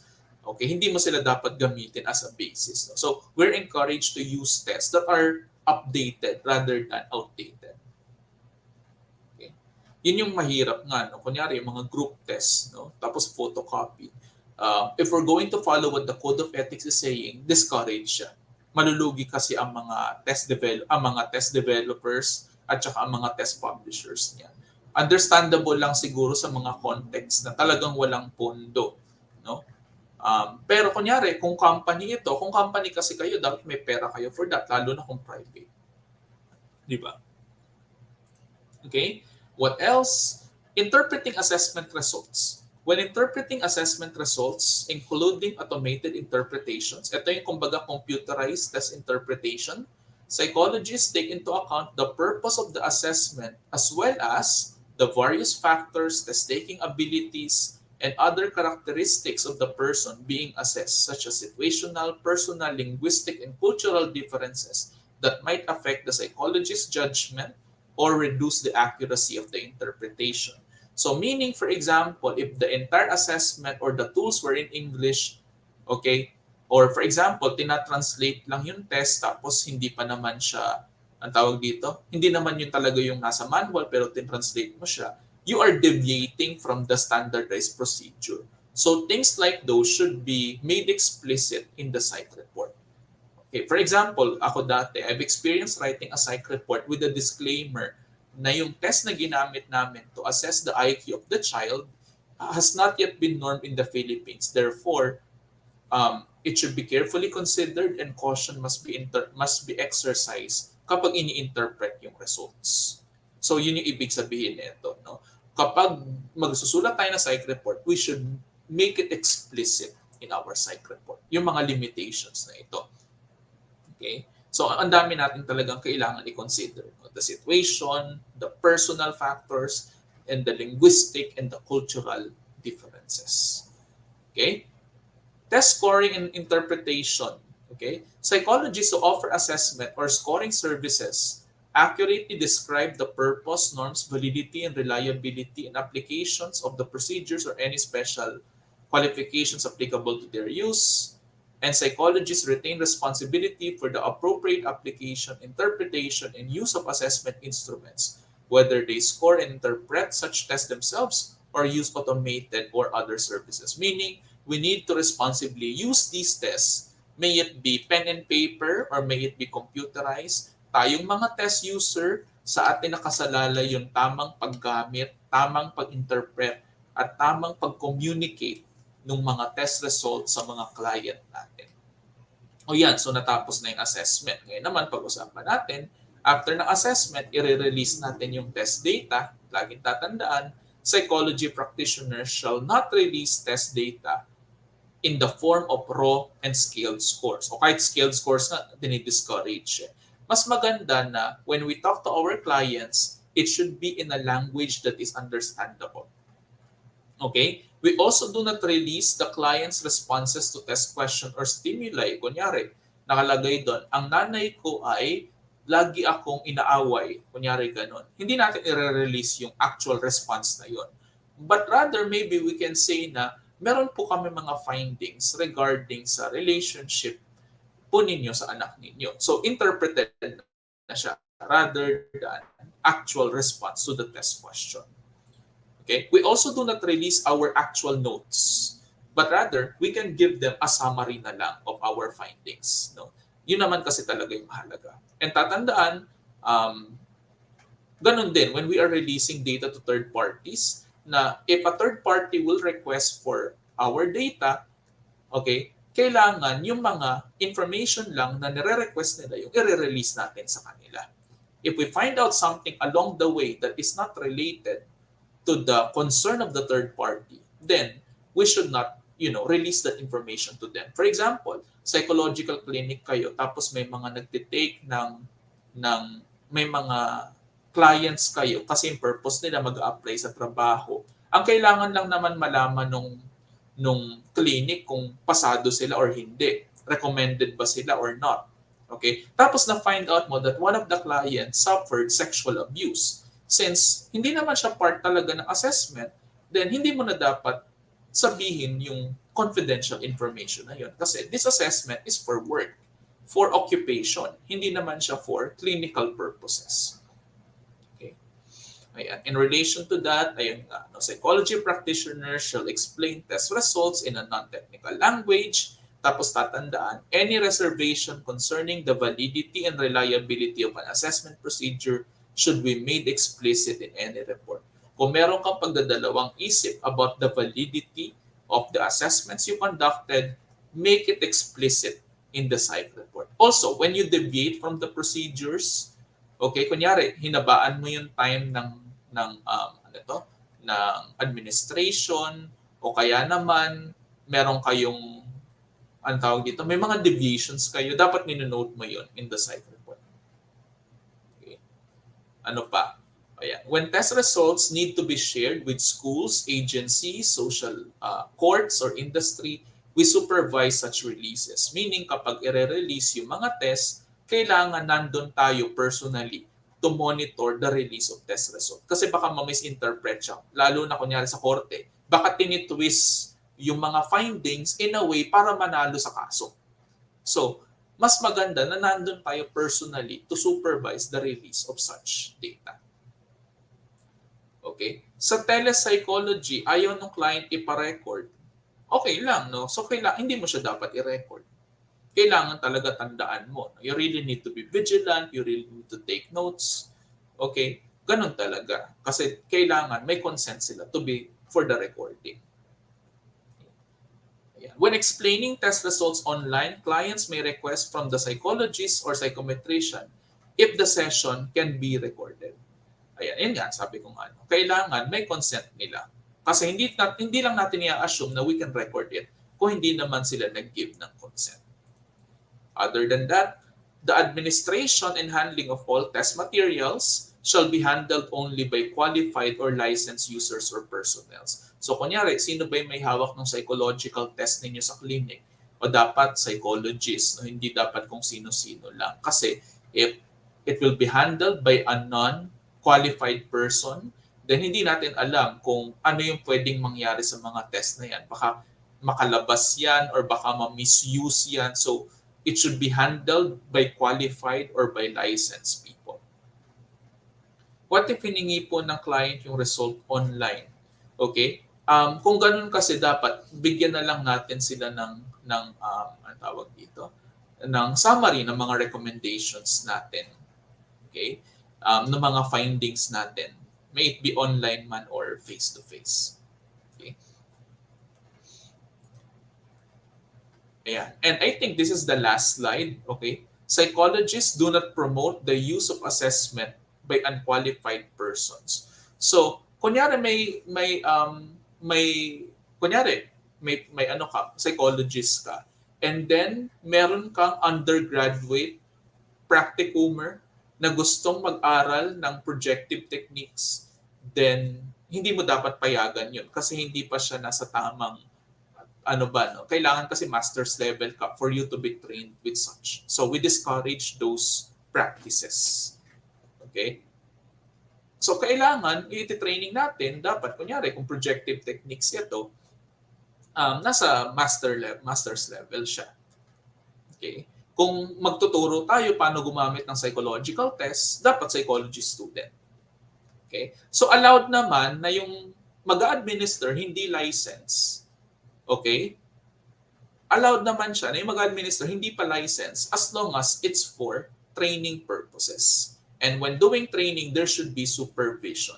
And when doing training, the client should be aware that the one doing the assessment is not yet licensed, and pero he is being supervised by somebody na superior sa kanya.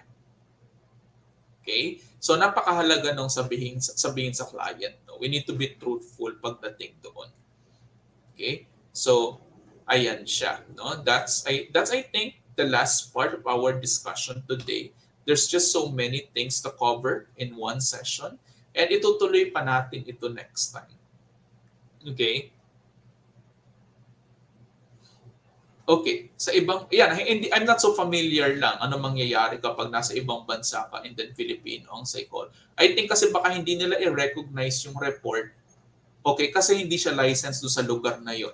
I think that can be a, what do you call that? That can be an issue there kung nasa Pilipinas yung psychologist mo. Kunyari, nasa US ka, hindi naman siya licensed, tapos gagamitin mo siya sa US. So baka hindi siya ma-acknowledge. Yan. Ang dami pa lang pwede pag-usapan. No? Yan, ang dami ko pang sasabihin talaga. Okay? Pwede pa rin po mag-operate ang professional at clinically diagnosed po siya. Kumbaga yung si professional, yung merong mental disorder, may psychological disorder, pwede naman basta during that time, siya ay nasa tamang psychological state. Kumbaga, the person is seeking treatment, the person is okay at that time, the person is nasa tamang, yung judgment niya is not clouded. You get that?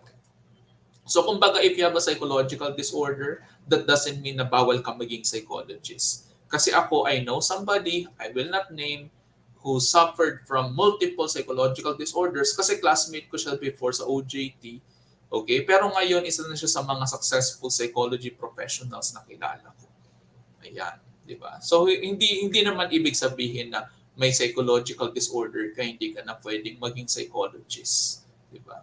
Ayan. Hindi pa natin na-discuss yung ethics in research, yung ethics in teaching, tsaka yung ethics in therapy. No? Pero for now, baka nga next time kung may extra time tayo, mapag-usapan pa natin yung mga bawal according sa psychology law. Pero for now, dito muna tayo nagtatapos. No? Anyway, alas 10 na. No? So, may gagawin pa kasi ako so I cannot keep this for long. Tsaka limited lang kasi hours natin sa StreamYard free. So I think that's our end. No? Kailan ba tayo magre-resume? You're okay with Thursday? Okay. Okay, I think, yeah, I'm planning na Thursday yung resumption. No? Titingnan ko, I'll just announce it sa Twitter account ko. Pero for now, dito muna natin tapusin and I do hope that you learned a lot. No? Sana maraming mga insights and sana marami akong na-share with you. Okay? There you go. Sige, no? Thank you very much to all for attending our session for tonight. And I do hope na marami kayong natutunan at marami pa akong i-share with you in our upcoming live stream. Ano pa ba mga gusto ninyong pag-usapan natin sa next na live stream? Siguro tapusin muna natin yung ethics, no? Before anything else. Okay, pero thank you. Ito yung parang pinakamarami, okay, in terms of attendance so far. So thank you very much, no? I'll see you around. And that's the end of our session tonight. Ingat kayong lahat. See you next time.